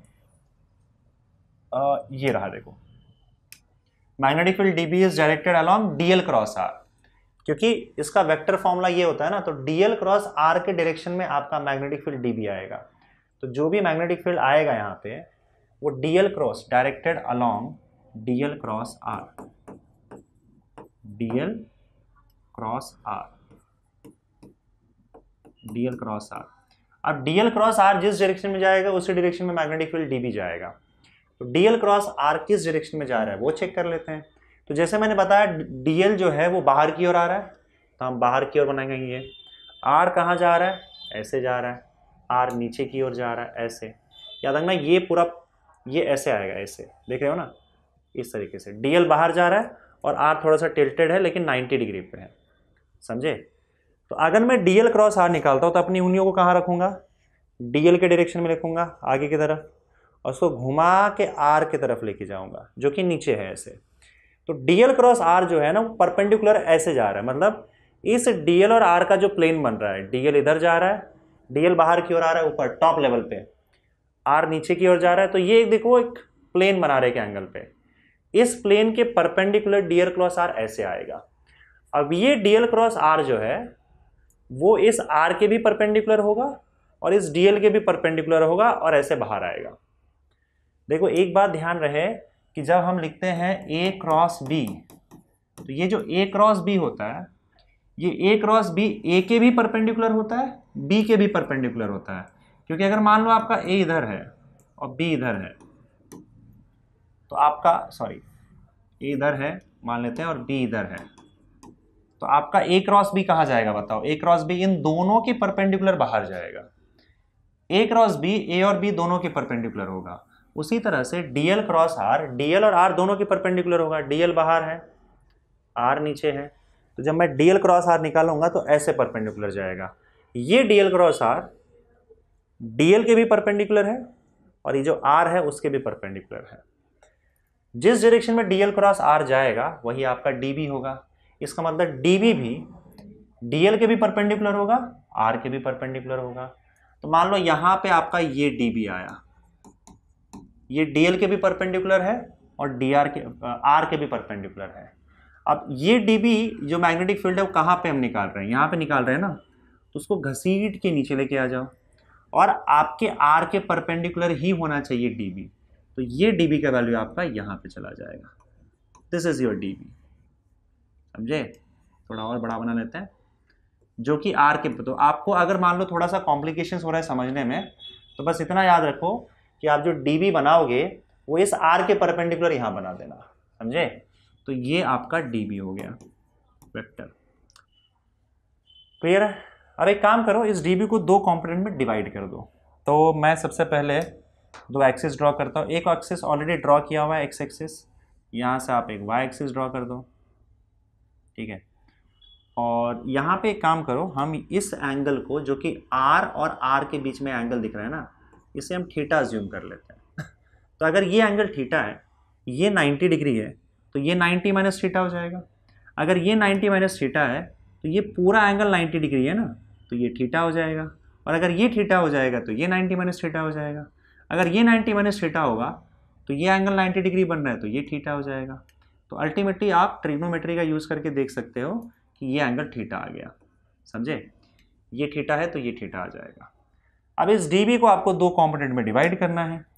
तो एक परपेंडिकुलर आपको एक्स एक्सिस पे ड्रॉ करना है, दूसरा परपेंडिकुलर आपको वाई एक्सिस पे ड्रॉ करना है, और आपको इसके दो कंपोनेंट्स मिल जाएंगे। तो एक कंपोनेंट अगर आप देखोगे, इसका कौन सा कलर यूज़ करो यार, ये वाला यूज़ कर लो, तो इस डायरेक्शन में आ जाएगा, विच इज, देखो थीटा के साथ जो है तो वो कंपोनेंट आता है dB cos थीटा, और तो जो थीटा से दूर ऊपर की ओर कंपोनेंट जाएगा ये हो जाएगा आपका dB sin थीटा। तो ये जो मैग्नेटिक फील्ड dB है, मैग्नेटिक फील्ड dB का दो कंपोनेंट हमने निकाल दिया, मतलब इसी को दो पार्ट में तोड़ दिया। एक dB cos थीटा जो स्ट्रेट जा रहा है, और एक dB sin थीटा जो ऊपर की ओर जा रहा है। समझ गए? तो अब हमारे पास dB cos theta, dB sin theta, ये दो मैग्नेटिक फील्ड हैं जो एक दूसरे के परपेंडिकुलर है, जो कि इस dB के ही दो हिस्से हैं। ये मैग्नेटिक फील्ड आपका सिर्फ इस dl की वजह से आ रहा है, जो कि बाहर की ओर आ रहा था dl। अगेन मैं फिर बताता हूं, अगर ये तुम कॉइल कंसिडर करो इस तरीके से, तो dl बाहर की ओर आ रहा था यहाँ पे, राइट, यहाँ पे ना इस तरीके से, तो dl बाहर की ओर आ रहा था क्योंकि करंट बाहर आ रहा था। अब करंट नीचे से अंदर की ओर जाएगा, तो यहाँ का जो dl है वो अंदर की ओर जा रहा है। अब अगर यहाँ का dl अंदर की ओर जा रहा है, और यहाँ पे भी अगर तुम वही सेम काम करोगे, यहाँ पे भी अगर हम लोग सपोज करो सेम काम करते हैं, यहाँ पे भी अगर एक r ड्रॉ करते हैं, एक सेकेंड, डॉटेड पार्ट बन गया, यहाँ पे भी अगर मैं r ड्रॉ करता हूँ एक, और उसके बाद सेम वही सब चीज़ करता हूँ जो यहाँ पे किया हम लोगों ने, यहाँ पे भी हमने r वेक्टर ड्रॉ कर दिया, और यहाँ पे भी देखो आपका dB इधर जा रहा था। जब यहाँ का dB देखोगे तो यहाँ पे भी इस dl की वजह से आपका यहाँ पे भी मैग्नेटिक फील्ड आएगा, और ये मैग्नेटिक फील्ड आपका इसी तरह से ये r के परपेंडिकुलर ऐसे आएगा। और यहाँ पे भी अगर ये एंगल आपका थीटा माना जाए, तो यहाँ पे भी ये एंगल मैं मान ही लेता हूँ तो सही रहेगा। अगर ये एंगल आपका थीटा माना जाए तो यहाँ पे भी ये एंगल थीटा हो जाएगा, और इसको भी अगर दो कंपोनेंट में डिवाइड करते हो, तो एक एक्स एक्सिस के लॉन्ग, दूसरा वाई एक्सिस के लॉन्ग, तो इसके भी दो कंपोनेंट आ जाएंगे। और ये दो कंपोनेंट क्या होंगे बताओ? एक तो आपका एक्स के long, that will B dB cos theta, क्योंकि थीटा के साथ है ये, आप देख सकते हो, और एक नीचे आ जाएगा which is dB sin theta. Now dB sin theta और dB sin theta equal and opposite है, और ये पूरा कंपोनेंट dB sin थीटा एक दूसरे को कैंसिल आउट कर देगा। देखो ये dB sin थीटा, अगर मैं एग्जैक्टली नीचे वाला हिस्सा लेता हूं तो इन दोनों का मैग्नेटिक फील्ड इस तरीके से आता है, इसका एक कंपोनेंट dB sin थीटा एक दूसरे को कैंसिल आउट कर देगा। तो dB sin theta component cancel each other, ठीक है। लेकिन क्योंकि डी बी कॉस थीटा दोनों का component D B cos theta एक ही डायरेक्शन में है, तो ये दोनों D B cos theta add हो जाएंगे और D B cos theta components, D B cos theta components क्योंकि सेम डायरेक्शन में है,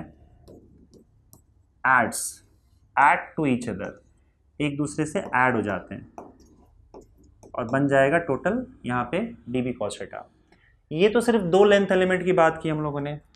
अब यहाँ पे ये दो लेंथ एलिमेंट हम लोगों ने कहाँ लिया था, टॉप और बॉटम पे लिया होता, ठीक है। यही लेंथ एलिमेंट अगर सपोज करो मैं यहाँ पे लेता हूँ, तो इसके वजह से भी अब यहाँ पे हम कैसे ले रहे हैं, देखो ध्यान से, ये आपका कॉइल है और ये आपका एक्सिस है, तो एक यहाँ से एक यहाँ से, तो इसकी वजह से डी बी साइन थीटा तो कैंसल आउट हो गया, दो डी बी कॉस थीटा हम दोनों को इसकी वजह से दो डी बी कॉस थीटा आगे की ओर मिला, समझे, दो डी बी कॉस थीटा आगे की ओर मिला। अब इसकी वजह से भी और इसके और इस यहाँ पे अगर एक डीएल कंसिडर करोगे और एग्जैक्टली ऑपोजिट में यहाँ पे डीएल कंसिडर करोगे, तो इसके साथ भी यही हाल होगा। आप ऐसे करोगे और इसका भी डी बी साइन थीटा और इसका भी D B sine theta cancel out करेगा और इन दोनों का भी डी बी कॉस थीटा आगे की ओर ऐड हो जाएगा। तो अगर मैं पूरे रिंग की बात करूं और सबका DL DL DL DL element लूं, तो हर एक डीएल एलिमेंट के लिए एक डायमेट्रिकली ऑपोजिट एलिमेंट मिल जाएगा जो कि उसके डीबी साइन थीटा वाले पार्ट को कैंसल आउट कर देगा। तो ये सारे डीबी साइन थीटा वाला इक्वल एंड ऑपोजिट होकर कैंसल आउट हो जाएंगे और सिर्फ डीबी कॉस थीटा सारा का सारा ऐड होकर आगे की ओर आपको मैग्नेटिक फील्ड देगा। इसका मतलब अगर आपको टोटल मैग्नेटिक फील्ड चाहिए इस पूरे सर्कुलर कॉइल की वजह से, तो आपको सिर्फ ये डीबी कॉस थीटा जो है उसको इंटीग्रेट करना है, क्योंकि सबका डीबी कॉस थीटा ही बच रहा है, सबका dB sign theta cancel out हो जा रहा है। तो अब अगर हमको टोटल मैग्नेटिक फील्ड चाहिए, जो कि मैं लिखने वाला हूं, टोटल मैग्नेटिक फील्ड बी अगर मुझे चाहिए, तो मैं क्या करूंगा, that would be integration of dB cos theta, क्योंकि उसका दूसरा हिस्सा डीबी साइन थीटा सब equal and opposite cancel out कर देंगे एक दूसरे को। डीबी का वैल्यू ये है, तो सब्स्टिट्यूट कर दो, integration of mu naught upon 4 pi I DL upon R square cos theta, ठीक है। तो अब यहाँ देखो कॉस थीटा का वैल्यू क्या होगा, कॉस थीटा का वैल्यू हम लोग यहाँ पे देख लेते हैं क्या होगा, cos theta will be equal to cos theta, यहाँ पे देखो थीटा इस ट्राइंगल में देखो ये 90 डिग्री है, तो cos theta R upon small R, capital R upon small R, adjacent upon hypotenuse, तो capital R upon small are.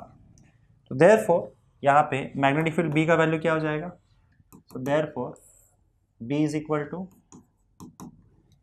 To integration of, अब देखो इंटीग्रेशन में आप म्यू नॉट अपॉन 4 पाई बाहर निकाल सकते हो, एक second, therefore b is equal to integration में से जो आपको यहाँ पे कांस्टेंट दिख रहा है वो इंटीग्रेशन के बाहर निकाल लो।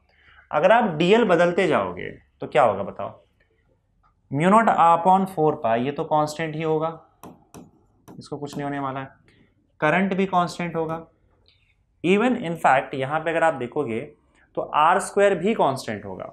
क्यों बताओ, क्योंकि इस केस में आर का वैल्यू चेंज नहीं होगा। अगर मैं सपोज करो यहाँ पे इस कॉइल को एग्जांपल लो और यहाँ पे रख देता हूँ आपका एक्सिस का ये वाला पॉइंट जहाँ पे हम मैग्नेटिक फील्ड निकाल रहे हैं, अब ये सर्कुलर कॉइल है तो हर जगह से आर तो सेम ही नहीं वाला ना, ये आर आप कहीं और से भी आर लोगे तो आर भी इस बार सेम ही होगा हर डीएल के लिए, हर डीएल के लिए आर सेम होगा, इवन आर भी कांस्टेंट होगा। आप उसे भी बाहर निकाल सकते हो, आर स्क्वायर बाहर निकाल लिया, अंदर बचा क्या, integration of DL upon cos theta. अच्छा एक और बात बता दूं मैं, इवन कॉस थीटा भी कांस्टेंट होगा क्योंकि थीटा भी कांस्टेंट है। अगर मान लो आपका आर नहीं बदल रहा है तो थीटा क्यों बदलेगा। अब देखो ये आर इसका एंगल थीटा, ये आर इसका एंगल थीटा, उसी तरीके से ये भी जब आर ऐसे जाएगा तो इसका भी एंगल थीटा सेम रहेगा, ये भी जब आर जाएगा तो इसका भी एंगल थीटा होगा, तो इवन थीटा भी कांस्टेंट है, कॉस थीटा भी बाहर आ जाएगा। तो अंदर इंटीग्रेशन में क्या बचेगा, इंटीग्रेशन ऑफ डीएल बचेगा, खाली सिर्फ इंटीग्रेशन ऑफ डीएल, बाकी सब बाहर आ जाएगा। हाँ ये है कि कॉस थीटा का वैल्यू आप सब्स्टिट्यूट कर सकते हो, तो ये आपका आ जाएगा mu naught upon 4 pi I upon R square, cos theta का वैल्यू आर बाय आर। अच्छा, अब इंटीग्रेशन ऑफ डीएल क्या होगा? वेल, सारे DL DL DL DL DL DL DL को अगर आप ऐड कर दोगे तो इस पूरे सर्कुलर कॉइल का टोटल सरकमफ्रेंस, टोटल लेंथ मिल जाएगा। और सरकमफ्रेंस का जो टोटल सरकमफ्रेंस जो होता है वो होता है 2 पाई आर। सर्कल का सरकमफ्रेंस का जो लेंथ होता है वो 2 पाई आर होता है। तो सारे डीएल को इंटीग्रेट करने पर आपको 2 पाई आर मिलेगा। अब देखो यहाँ पे आप क्या कर सकते हो, 2 पाई 1 ज़ा 2 पाई 2 ज़ा, तो ये आपका आ गया equal to mu naught I R R R square हो जाएगा अपॉन 2 यहाँ पे आर क्यूब हो जाएगा। ये मैग्नेटिक फील्ड भी यहाँ पे आया। ठीक है, इसको इक्वेशन 1 लिख लेते हैं और अब आगे बढ़ते हैं। तो ये इक्वेशन यहाँ तक पहुँच चुके हम लोग, mu naught I R square upon 2 R cube. हमें वैसे चाहिए z के टर्म्स में, क्योंकि ये r जो है r के टर्म्स में हमें मिल चुका है, हमको z के टर्म्स में भी आंसर चाहिए। तो हम क्या करेंगे, इस वाले ट्राइंगल में पाइथागोरस थ्योरम यूज़ कर लेते हैं। तो पाइथागोरस थ्योरम यूज़ करोगे तो क्या होगा बताओ, ये जो है स्मॉल r का स्क्वायर कैपिटल R का स्क्वायर प्लस z स्क्वायर हो जाएगा। तो स्मॉल r का square is equal to capital R का स्क्वायर प्लस z स्क्वायर। अब यहाँ पे क्या करोगे, r का वैल्यू क्या हो जाएगा, under root R square plus Z square. आगे बढ़ता हूँ मैं। अंडर रूट का मतलब क्या होता है, अंडर रूट का मतलब होता है पावर 1/2। तो r इज इक्वल टू देखो R square plus Z square लिख के हम पावर 1/2 लिख देते हैं, क्योंकि पावर 1/2 का मतलब स्क्वायर रूट होता है। तो यहाँ पे जो स्क्वायर रूट है उसको पावर 1/2 लिख दिया। अब दोनों तरफ क्यूब कर दो, तो R cube is equal to R square plus Z square raise to 3/2। तो आर क्यूब का वैल्यू मिला, उसे इक्वेशन 1 में डाल दो, पुट इन इक्वेशन 1। ये आर क्यूब का वैल्यू इक्वेशन 1 में डाल देंगे हम लोग। तो यहाँ पे आप देखोगे तो क्या है, b is equal to mu naught I R square upon 2 R cube. b is equal to mu naught I R square upon 2 mu naught I R square upon 2 R cube. तो आर क्यूब का value यहाँ से उठाओगे, R square plus Z square raise to 3/2, और यही axial magnetic field आपका आ जाएगा। यस, ऑब्वियसली अगर आपका कॉइल का नंबर ऑफ टर्न्स ज़्यादा है फॉर n टर्न्स तो आपका वैल्यू n से मल्टीप्लाई हो जाएगा। करंट में आप हमेशा n मल्टीप्लाई करना, तो म्यू नॉट आई करंट का ni करंट हो जाएगा N R square upon 2 R square plus Z square raise to 3/2। तो ये मैग्नेटिक फील्ड आ गया। अगर n टर्न्स होगा तो, अगर एक ही टर्न है तो आपको ये फॉर्मूला यूज करना है। So this is axial magnetic field due to a current carrying coil और सर्कुलर कॉइल एट, यहाँ पे एट अ z डिस्टेंस अगर सेंटर से लोगे तो ये फॉर्मूला आपके पास आ जाएगा। अच्छा, यहाँ पे देखो, अगर सपोज करो मुझे सेंटर पे निकालना है तो ये ऑलरेडी हम निकाल चुके थे पहले, at centre of the coil, at centre of the coil. Centre of the coil का फॉर्मूला हमारे पास पहले से ही है, हम इससे भी निकालने की कोशिश करते हैं। अगर आप सेंटर पे निकालना चाहते हो तो ये भी देखो, ये सेंटर से डिस्टेंस है z। अगर आप इस पॉइंट को सेंटर पे ले आओगे तो z का वैल्यू क्या होगा, 0 हो जाएगा। तो अगर आपको सेंटर पे निकालना है तो z का वैल्यू 0 ले लो। तो at centre z will be equal to 0। z का वैल्यू 0 डाल के उसके बाद इस इक्वेशन को चेक करो, तो इक्वेशन क्या आ जाएगा, b एट सेंटर, c इसलिए लिख रहा हूँ मैं, सेंटर की बात कर रहे हैं हम लोग इसीलिए। Mu naught I R square, z का वैल्यू 0 डालना है, mu naught I R square upon 2 R square plus 0, z is 0 raise to 3/2। अब ये क्या होगा, mu naught I R square upon 2, अब देखो आर स्क्वायर है, आर स्क्वायर का पावर 3/2 है, ये होगा ना। तो ये क्या हो जाएगा आपका, mu naught I R square upon 2, अब r का पावर 2 मल्टीप्लाइड बाय 3/2 हो जाएगा। पावर्स मल्टीप्लाई हो जाते हैं, 2 और 2 कैंसिल हो जाएगा, r क्यूब हो जाएगा। अब r क्यूब में से r स्क्वायर कैंसिल आउट हो जाएगा, एक ही r बचेगा। तो फाइनली आपका क्या बचा, mu naught I upon 2r। ये हो गया आपका magnetic field at the centre of the coil. और यही फॉर्मूला हम लोगों ने डिराइव किया था सेंटर ऑफ द कॉइल के लिए। अगर आप थोड़ी देर पहले देखो तो इसके जस्ट पहले mu naught I upon 2r जो कि सेंटर के लिए था, तो सेंटर में मैग्नेटिक फील्ड ये है। तो इस फॉर्मूले आर्क वाले फॉर्मूले से भी ये आता है, ये हमने आर्क वाले फॉर्मूले से देखा था, थीटा का वैल्यू 2 पाई डाल दिया था। और जो एक्सियल मैग्नेटिक फील्ड का फॉर्मूला हमारे पास आया, यहाँ पे भी अगर आप z का वैल्यू जोड़ डालोगे तो सेंट्रल मैग्नेटिक फील्ड का वैल्यू यही आएगा μ0I/2r। समझ गए? चलो आगे बढ़ते हैं, अगला केस देखते हैं क्या है। Magnetic lines for a current loop. देखो ये करंट लूप है, सर्कुलर लूप है, और इसका अगर आप मैग्नेटिक फील्ड के लाइंस देखोगे, जैसे मैग्नेटिक फील्ड इसका कैसा दिखता है, तो हमें ये पता है कि एक्सिस के अलॉन्ग अगर हम देखें तो याद रखो कि यहाँ पे भी आप राइट हैंड थंब रूल का यूज करके एक्सिस के अलॉन्ग मैग्नेटिक फील्ड पता कर सकते हो। देखो एक्सिस के अलॉन्ग किस डायरेक्शन में मैग्नेटिक फील्ड जा रहा है ये तो हमने यहाँ पे देख ही लिया था। अगर करंट ऐसे घूम रहा है, मतलब यहाँ पे करंट हमारा कैसे घूम रहा था, ऐसे घूम रहा था, तो आपका मैग्नेटिक फील्ड का डायरेक्शन अगर मैं एक्सिस पे देखूं तो वो इस डायरेक्शन में बाहर की ओर था। तो आप अगर राइट हैंड थंब रूल का यूज करो, हर जगह आप right hand thumb rule apply कर सकते हो, मोस्ट ऑफ द केसेस में काम आ जाता है और वो सही हो जाता है। और अब आपको क्या करना है कि अगर देखो इसके पहले हमने right hand thumb rule straight conductor के लिए देखा था कि अगर आपका कंडक्टर स्ट्रेट है, उसमें करंट फ्लो हो रहा है, तो राइट हैंड थंब रूल के हिसाब से मैग्नेटिक फील्ड के जो लाइंस है वो गोल गोल घूमेंगे, मैग्नेटिक फील्ड गोल गोल घूमेगा। तो आपने क्या किया, थंब को स्ट्रेट रखा और उंगलियों को घुमा दिया। इस बार यहाँ पे क्या हो रहा है कि करंट ही खुद गोल घूम रहा है ऐसे। तो आपको क्या करना है, अगर करंट गोल घूम रहा है तो अब इस केस में आपको क्या करना है, जिस डायरेक्शन में करंट घूम रहा है उस डायरेक्शन में आपको अपनी उंगलियां घुमा देनी है ऐसे। तो करंट अगर ऐसे घूम रहा है तो आप उंगलियां ऐसे घुमा दो, और जो थंब का डायरेक्शन है वो एक्सिस के अलॉन्ग आपको मैग्नेटिक फील्ड का डायरेक्शन दे देगा। तो अगर करंट ऐसे घूम रहा है तो राइट हैंड थंब रूल के हिसाब से मैग्नेटिक फील्ड आपका ऐसे जाएगा बाहर की ओर। समझे? वो यहाँ पे भी देख लो, करंट ऐसे घूम रहा था हमारा, यहाँ डीएल बाहर आ रहा था, यहाँ डीएल अंदर जा रहा था। राइट हैंड थंब रूल के हिसाब से देखो मैग्नेटिक फील्ड कहाँ जा रहा है, डीबी कॉस थीटा। इसको इंटीग्रेट करने पर हमें पता चला मैग्नेटिक फील्ड यहाँ जा रहा है।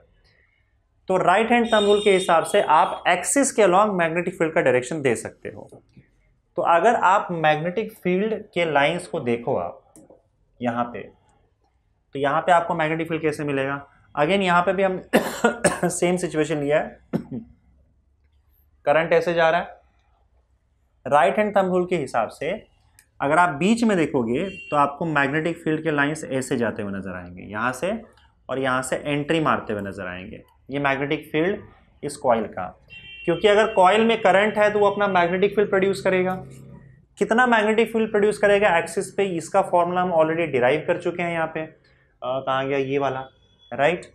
लेकिन अगर आप एक्सिस से हट जाओ थोड़ा, मतलब आप यहाँ जाओ, यहाँ जाओ, यहाँ जाओ, तो वहाँ पे भी मैग्नेटिक फील्ड होता है, ऐसा नहीं है हर जगह पे मैग्नेटिक फील्ड होगा। तो जब ये देखा गया कि बाकी जगह पे मैग्नेटिक फील्ड कैसे दिखते हैं, तो ये मैग्नेटिक फील्ड के लाइंस आपको ऐसे नज़र आएंगे, इस तरीके से, यहाँ पे ऐसे, यहाँ पे ऐसे, यहाँ पे ऐसे।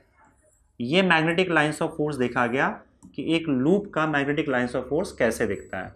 और यहाँ से आपको एंट्री मारते हुए ये दिखेगा, मतलब ऐसे, ये ऐसे, ऐसे, ऐसे, ऐसे, ऐसे। मैंने आपको पहले ही कहा था कि मैग्नेटिक लाइंस ऑफ फोर्स जो है वो हमेशा एक क्लोज लूप बनाता है। मतलब ये लाइंस ऑफ फोर्स ऐसा नहीं कि ख़त्म हो जा रहा है कहीं पे, ये कंटिन्यू कर रहा है यहाँ पे, सॉरी ये यहाँ पे कंटिन्यू करेगा, गलत बना दिया। अरे भाई क्या हो रहा है, एक सेकेंड। तो ये यहाँ से ऐसे कंटिन्यू करेगा, ये यहाँ से कंटिन्यू करेगा, इसमें एक एक्स्ट्रा लाइन बना दिया लगता है। चलो ठीक है, समझ लेना, एक लाइन शायद एक्स्ट्रा बन गया, 1 2 3, इसके ऊपर एक लाइन आपको और बनाना पड़ेगा, शायद ठीक है चलेगा, नो प्रॉब्लम। या आप ऐसा एक काम करो, ये इसका है, इसका लाइंस ऑफ फोर्स ऐसे, इसका लाइंस ऑफ फोर्स ऐसे हो जाएगा। यहाँ से आ रहा है, ऐसे जा रहा है, और ये पूरा गोल घूम के वापस से यहाँ पे आएगा, और ये भी गोल घूम के वापस से यहाँ पे आएगा, क्योंकि मैग्नेटिक लाइंस ऑफ फोर्स हमेशा क्लोज लूप बनाते हैं, कंटिन्यूस लूप। और अगर आप नज़दीक में देखोगे तो ये आपको क्लियर दिख जाएगा, ऐसे यहाँ से ऐसे जा रहा है। एक्चुअली बहुत बड़ा सर्कल में बना नहीं सकते, इसके वजह से यहाँ पे आपको ऐसे दिख रहा है, पर ये लाइंस ऑफ फोर्स आपको ऐसे दिखाई देंगे, ठीक है, और जुड़ जाएंगे। यहाँ पे भी आप देखोगे लाइंस ऑफ फोर्स आपको ऐसे ऐसे ऐसे दिखेंगे, ऐसे ऐसे ऐसे ऐसे, और अंदर ही अंदर ये फिर से जुड़ जाएंगे इस तरीके से। तो एक मैग्नेटिक लाइंस, एक करंट लूप का अगर आप मैग्नेटिक लाइन फील्ड के लाइंस देखोगे तो ये कुछ इस तरीके से मैग्नेटिक फील्ड के लाइंस होते हैं। अब अगर आप इसको गौर से देखोगे तो ये मैग्नेटिक फील्ड के लाइंस इस तरह के आपने कहीं ना कहीं देख रखे होंगे। कहाँ देखे हैं, थोड़ा दिमाग पे जोर डालो। ऐसे ही मैग्नेटिक फील्ड के लाइंस आपको किसी बार मैग्नेट में दिखाई देता है। अगर मैं यहाँ पे बार मैग्नेट ड्रॉ करूँ तो देखो, एक बार मैग्नेट की हम लोग बात कर लेते हैं। तो लेट्स से कि अगर मैं एक बार मैग्नेट ड्रॉ करता हूँ यहाँ पे,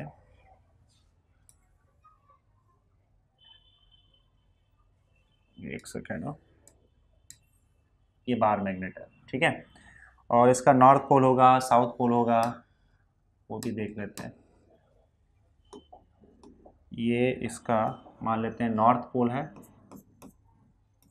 और ये इसका साउथ पोल है, ठीक है। आपको पता है बार मैग्नेट के लाइंस ऑफ फोर्स कैसे होते हैं?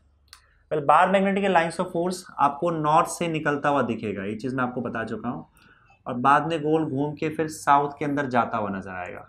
नॉर्थ से निकलता हुआ दिखेगा, साउथ में जाता हुआ नजर आएगा। इसी तरीके से यहाँ पे भी, और यहाँ पे अगर आप सीधे सीधे एक्सिस पे देखोगे तो एक्सिस पे आपको स्ट्रेट नजर आएगा ये, ठीक है, पर नॉर्थ से निकल रहा होगा और साउथ के अंदर घुस रहा होगा। एक काम करते हैं, यहाँ से निकल ही रहा है तो इसको नॉर्थ साउथ को हम लोग थोड़ा सा उल्टा कर देते हैं। तो ये आपका नॉर्थ साउथ थोड़ा उल्टा कर देते हैं, इसको हम लोग बना देते हैं साउथ और इसको नॉर्थ बना देते हैं। तो अगर मैग्नेटिक फील्ड के लाइंस देखोगे, इसके एक मैग्नेट का, बार मैग्नेट का मैग्नेटिक लाइंस ऑफ फोर्स देखोगे तो ये आपका कुछ इस तरीके से आता है, यहाँ से निकलेगा और गोल घूम के यहाँ पे आ जाएगा, और ये ऐसा, ये ऐसा, यहाँ पे स्ट्रेट, ऐसा ऐसा, और फिर यहाँ से बड़ा हो गया ऐसे, ठीक है। ये लाइंस ऑफ फोर्स आपके बार मैग्नेट के आपको ऐसे दिखाई देते हैं। तो ये सारे के सारे लाइंस ऑफ फोर्स आपको नॉर्थ से बाहर निकलता हुआ दिखेगा। एग्जैक्टली सेंटर वाला या जो एक्सिस वाला मैग्नेटिक फील्ड है वो सीधे आपको ऐसे न जाते हुए नजर आएगा। यहाँ से भी वही सेम चीज़ होगा, यहाँ से साउथ से आपको सारे लाइंस घुसते हुए नजर आएंगे। तो यहाँ पे आप देखो ऐसे ऐसे सारे घुसते हुए नजर आएंगे, यहाँ पे भी कुछ ऐसा ही है, घुसते हुए नजर आएंगे। और मैं फिर बात बता रहा हूँ आपको कि ऐसा नहीं है कि सिर्फ यहाँ से स्टार्ट होता है यहाँ पे ख़त्म हो जाता है। मैग्नेटिक लाइंस ऑफ फोर्स हमेशा क्लोज लूप बनाता है। यहाँ से निकलने के बाद, यहाँ आने के बाद साउथ से फिर वो अंदर कंटिन्यू करता है और मिल जाता है, हमेशा क्लोज लूप बनाएगा। ये सब भी मिल जाएंगे इस तरीके से, ये भी मिल जाएंगे, ये भी मिल जाएंगे, ये भी मिल जाएंगे, ये भी मिल जाएंगे, और ये भी मिल जाएंगे सारे के। तो अगर आप मैग्नेट के अंदर झांक के देखोगे तो सारे लाइंस ऑफ फोर्स आपको साउथ से निकलता हुआ दिखेगा और नॉर्थ की तरफ जाते हुए दिखाई देगा। अगर मैं मैग्नेट के अंदर झांकने की कोशिश करता हूं तो ये रहा आपका साउथ और ये नॉर्थ। और बाहर से देखने पे लगता है कि नॉर्थ से लाइंस ऑफ फोर्स निकल रहे हैं और साउथ की ओर जा रहे हैं, जबकि सारे के सारे lines of force close loop बनाते हैं। मतलब ये भी साइड में आके यहाँ से ये मिल जाएगा, ये भी इस तरह से आके यहाँ पे मिल जाएगा, सारे के सारे क्लोज लूप फॉर्म कर रहे हैं। अगर आप इसको देखो और इसको देखो तो दोनों में सिमिलैरिटी, दोनों एक जैसे हैं। यहाँ पे भी देखो, इस फेस से अगर मैं इस कॉइल को ऐसे पकड़ के रखता हूँ तो इस फेस से सारे के सारे लाइंस ऑफ फोर्स बाहर आ रहे हैं, बीच वाला सीधा बाहर आ रहा है। वैसे देखो यहाँ पे भी हो रहा है, और सारे लाइंस ऑफ फोर्स यहाँ से निकल के पीछे जा रहे हैं और पीछे से बाद में वापस एंट्री मार रहे हैं। इसका मतलब अगर एक कॉइल के अंदर करंट फ्लो हो रहा है तो वो एकदम बार मैग्नेट की तरह ही काम करता है।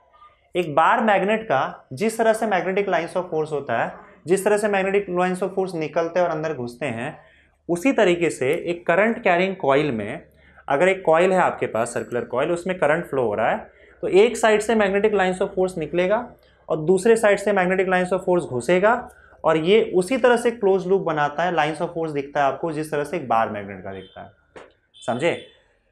इसका मतलब एक करंट कैरिंग कॉइल अपने आप में एक बार मैग्नेट है, ये अपने आप में एक बार मैग्नेट है अगर इसके अंदर मैंने करंट फ्लो करवा दिया तो, और इसका भी एक साइड साउथ हो जाएगा, एक साइड नॉर्थ हो जाएगा। अब इसका कौन सा साइड साउथ होगा, कौन सा साइड नॉर्थ होगा? जिस साइड से लाइंस ऑफ फोर्स आपको बाहर आते हुए नजर आए वो उसका साउथ, या जिस साइड से आपका मैग्नेटिक फील्ड बाहर आते हुए नजर आए वो उसका नॉर्थ हो जाएगा। जिस साइड से मैग्नेटिक फील्ड अंदर जाते हुए नजर आए वो उसका साउथ हो जाएगा। मतलब ये कॉइल जो है इसका ये वाला साइड नॉर्थ है और ये वाला साइड साउथ है। ये वाला साइड आपका नॉर्थ है, ये वाला साइड साउथ है, ये वाला नॉर्थ है, ये वाला साउथ है। और इसमें करंट कैसे फ्लो हो रहा था बताओ? करंट ऐसे फ्लो हो रहा था।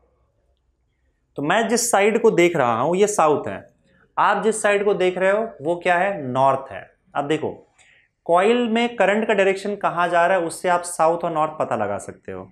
जैसे मैं यहाँ पे देख रहा हूँ तो क्लॉकवाइज करंट फ्लो हो रहा है इस साइड से, और ये हमने क्या बोला कि ये साउथ है, यहाँ से मैग्नेटिक फील्ड अंदर घुस रहा है। आप जिस साइड से देख रहे हो वो इसका, इस कॉइल का नॉर्थ पोल है, और आपको जो करंट है वो, अगर मैं बोल रहा हूँ कि करंट ऐसे जा रहा है, ऐसे जा रहा है, इसका मतलब आपको ऐसे दिखाई दे रहा है। अब आपके लिए क्या हो जाएगा? ये एंटी क्लॉकवाइज हो जाएगा। तो एंटी क्लॉकवाइज है, मैग्नेटिक फील्ड बाहर आएगा तो ये नॉर्थ पोल बन जाएगा। तो अगर आप कॉइल को सामने से देखते हो और करंट अगर एंटी क्लॉकवाइज जा रहा है, सॉरी क्लॉकवाइज जा रहा है, तो राइट हैंड थंब रूल के हिसाब से मैग्नेटिक फील्ड अंदर की ओर जाएगा, और मैग्नेटिक लाइंस ऑफ फोर्स अगर अंदर की ओर जा रहा है तो मैग्नेटिक फील्ड अंदर एंट्री कहाँ से मारता है? साउथ से मारता है। तो ये इसका साउथ पोल हो जाएगा। ये पूरा का पूरा पोल क्या हो जाएगा? ये साउथ, ये फेस पूरा साउथ पोल हो जाएगा। और अगर मान लो आपने करंट कुछ ऐसे जाते हुए देखा तो राइट हैंड थंब रूल के हिसाब से करंट ऐसे जा रहा है तो मैग्नेटिक फील्ड बाहर आ रहा है, तो ये आपका मैग्नेटिक फील्ड बाहर आ रहा है, ये फेस इसका क्या हो जाएगा? नॉर्थ पोल हो जाएगा। और अगर यहाँ पे नॉर्थ पोल है तो इसके पीछे साउथ पोल होगा। देखो ये नॉर्थ पोल है तो ये साउथ हो जाएगा, ये साउथ पोल है तो ये नॉर्थ पोल हो जाएगा, क्योंकि करंट एक साइड से आपको क्लॉकवाइज दिखेगा तो दूसरे साइड से वही करंट आपको एंटी क्लॉकवाइज दिखेगा, और ये अपने आप में एक बार मैग्नेट जैसा होता है। इनफैक्ट अगर आप इक्वेशन देखो मैग्नेटिक फील्ड का, एक्सियल मैग्नेटिक फील्ड का इक्वेशन देखो तो इक्वेशन भी आपको ये बताएगा कि एक्चुअली में एक current carrying coil bar magnet की तरह होता है। कैसे? देखो अगर हमारे पास एक बार मैग्नेट हो, फिर से मैं एक बार मैग्नेट बनाने की कोशिश करता हूँ। चलो आओ यहाँ पे बार मैग्नेट बनाते हैं। ये रहा आपका बार मैग्नेट, इसका एक नॉर्थ पोल होगा और एक साउथ पोल होगा। इसको भर दो पहले तो, मैग्नेट बनाने के लिए क्या भरें, यही भर दो। और ये आपका मान लेते हैं साउथ पोल है और ये आपका नॉर्थ पोल है।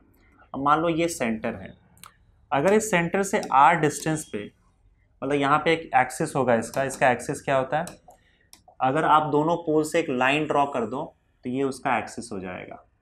अब मान लो इसके सेंटर से, ये एक्चुअली इसका जो इक्वेशन है वो इक्वेशन हम ऑलरेडी 11th स्टैंडर्ड में पढ़ चुके हैं, उसे वापस करने की ज़रूरत नहीं है, बस आपको इक्वेशन याद रखना है कि इसके सेंटर से अगर r डिस्टेंस पर, एक्सिस पे, r काफ़ी बड़ा होगा, r डिस्टेंस पे, एक्सिस पे अगर आप यहाँ पे मैग्नेटिक फील्ड निकालते हो जिसको हम लोग एक्सियल मैग्नेटिक फील्ड बोलते हैं, बी एक्सिस, तो आपको पता है उसका वैल्यू कितना आता है? Mu naught upon 4 pi 2 mu upon R cube, mu naught upon 4 pi 2 mu upon R cube. ये मैग्नेटिक फील्ड होता है एक्सिस का, किसी मैग्नेटिक फील्ड, मतलब यहाँ से आपको, और ये मैग्नेटिक फील्ड जो है एक्सिस इस डायरेक्शन में ही होगा आपका, यहाँ पे जो मैग्नेटिक फील्ड होगा बी एक्सिस, उसका वैल्यू इतना आता है। अब ये कैसे आया? इसका डेरिवेशन है, ये डेरिवेशन आपके 11th स्टैंडर्ड में। यहाँ पे m जो है, म्यू जो है, उसको कई लोगों ने m लिख के रखा हुआ है, तो वो अलग अलग नोटेशंस हैं, मैं यहाँ पे म्यू ही लिखूँगा, इसी की आदत है। और म्यू जो होता है वो एक्चुअली क्या होता है? Magnetic dipole moment. मतलब हमने तो मैग्नेटिक डाइपोल मोमेंट करंट का पढ़ा है ना, करंट का मैग्नेटिक डाइपोल मोमेंट होता है n into I into A. Magnet का भी मैग्नेटिक डाइपोल मोमेंट होता है, वो हमने लास्ट ईयर पढ़ रखा है। तो आप देखो यहाँ पे बस इतना याद रखो कि ये मैग्नेटिक डाइपोल मोमेंट होता है। मैग्नेटिक डाइपोल मोमेंट किसका मैग्नेटिक डाइपोल मोमेंट होता है? एक मैग्नेट का, एक मैग्नेट का मैग्नेटिक डाइपोल मोमेंट होता है। अगर उसके सेंटर से एक्सिस पे आपने मैग्नेटिक फील्ड निकाला तो उसका formula mu naught upon 4 pi 2m upon R cube होता है, जहाँ पे mu is nothing but magnetic dipole moment. चलो ये समझ में आया। अब कॉइल की बात कर लेते हैं। कॉइल का भी हम लोगों ने निकाल रखा है। कॉइल पे अगर करंट फ्लो हो रहा है इस तरीके से, और अगर आप z डिस्टेंस पे z is equal to r ले लेते हैं हम लोग, या एक काम करो इसको z डिस्टेंस ले लो। अगर मैं z डिस्टेंस ले लूँ तो ये z क्यूब हो जाएगा, z के टर्म्स में ही निकालते हैं। तो अगर z डिस्टेंस पे अगर मैं इस एक्सिस पे, अब देखो ये तो कॉइल का एक्सिस हो गया, कॉइल के एक्सिस पे अगर मैं यहाँ पे मैग्नेटिक फील्ड निकालो तो मैग्नेटिक फील्ड का फॉर्मूला क्या आया था बताओ। ये देखो मैग्नेटिक फील्ड का फॉर्मूला n टर्न्स के लिए निकालते हैं। देखो n टर्न्स के लिए, मान लो n टर्न्स है तुम्हारा, तो क्या था, mu naught N I R square upon 2, ये फॉर्मूला याद रखना होगा, mu naught N I R square upon 2 R square plus Z square raise to 3/2, यही था ना। अब इसको हम लोग सॉल्व करते हैं। यहाँ पे एक काम करो, आप ऊपर नीचे 2 पाई से मल्टीप्लाई कर दो, ठीक है। और एक और चीज़ यहाँ पे हम z डिस्टेंस पे ले रहे हैं यहाँ पे, तो ये z का वैल्यू जो है वो r से काफ़ी बड़ा रखना है। यहाँ पे भी क्या होता है ना, ये जो आपका डिस्टेंस अगर मैं l मान लूँ और ये डिस्टेंस अगर मैं l मान लूँ, तो यहाँ पे भी कंडीशन यही होता है कि z जो है वो l से काफ़ी बड़ा है। तो यहाँ पे भी हम कंडीशन इम्पोज कर देते हैं कि आपका z जो है वो r से काफ़ी बड़ा है। तो z के सामने r छोटा पड़ जाएगा, तो हम क्या करते हैं, R square plus Z square को जेड स्क्वायर लिख देते हैं। छोटा है काफ़ी इसलिए जेड स्क्वायर लिख दो, आर स्क्वायर को नेग्लेक्ट कर दो। तो फॉर्मूला क्या बन जाएगा फिर, कॉइल वाला magnetic field B is equal to mu naught N I square, mu naught N I R square upon 2, now Z square raise to 3/2 हो जाएगा, जेड स्क्वायर रेज टू 3/2, क्योंकि हमने क्या किया, R square plus Z square को Z square लिख दिया। Now ये मल्टीप्लाई करोगे तो 2 और 2 कैंसिल आउट हो जाएगा, तो ये बन जाएगा आपका mu naught N I R square upon 2z cube. अब क्या करो, ऊपर नीचे आप 2 पाई से मल्टीप्लाई कर दो, 2 पाई, ठीक है। तो इससे क्या होगा, 2 पाई इंटू 2 पाई 4 पाई बन जाएगा, तो ये हो जाएगा म्यू नॉट अपॉन 4 पाई। एन आई और 2, यहाँ पे आप 2 पहले लिख दो, 2n आई पाई आर स्क्वायर। देखो थोड़ा सा यहाँ पे किस तरीके से मैंने यहाँ पे इसको एडजस्टमेंट किया है। देखो ये पूरा है ना 2 पाई एन आई आर स्क्वायर, तो मैंने पहले 2 लिखा, फिर n लिखा, फिर i लिखा, फिर पाई लिखा, फिर आर स्क्वायर लिखा, ये सबको मल्टीप्लाई करके यहाँ पे लिख दिया। और अपॉन अब क्या आएगा बताओ, नीचे 2 इंटू 2 पाई 4 पाई आ गया, जेड क्यूब बच गया ना, जेड क्यूब लिख दिया।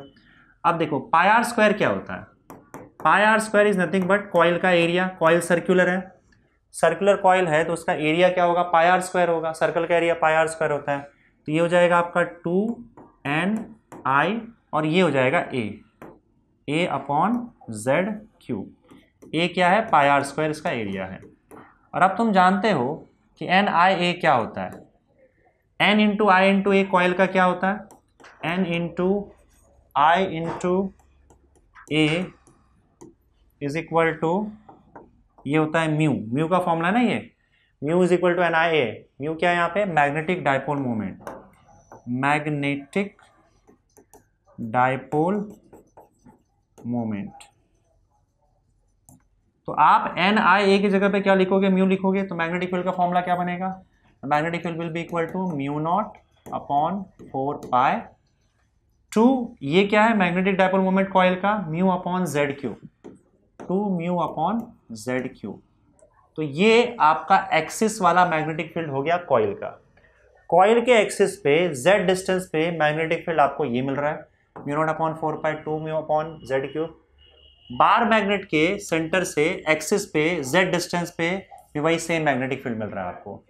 तो ये हो गया बी एक्सिस बार मैग्नेट का, ये हो गया बी कॉइल का। कॉइल और बार मैग्नेट आपको दिख रहा है, दोनों का मैग्नेटिक फील्ड आपको एक जैसा दिख रहा है। मतलब एक करंट कैरिंग कॉइल अपने आप में एक बार मैग्नेट की तरह होता है, राइट, क्लियर है। तो ये इस तरीके से आप यहाँ पे कंक्लूजन निकाल सकते हो। यहाँ पे मैंने ये चीज़ लिखा है कि नहीं लिखा है, चलो यहाँ पे लिख देता हूँ मैं, अ current carrying coil, a current carrying coil is like a magnet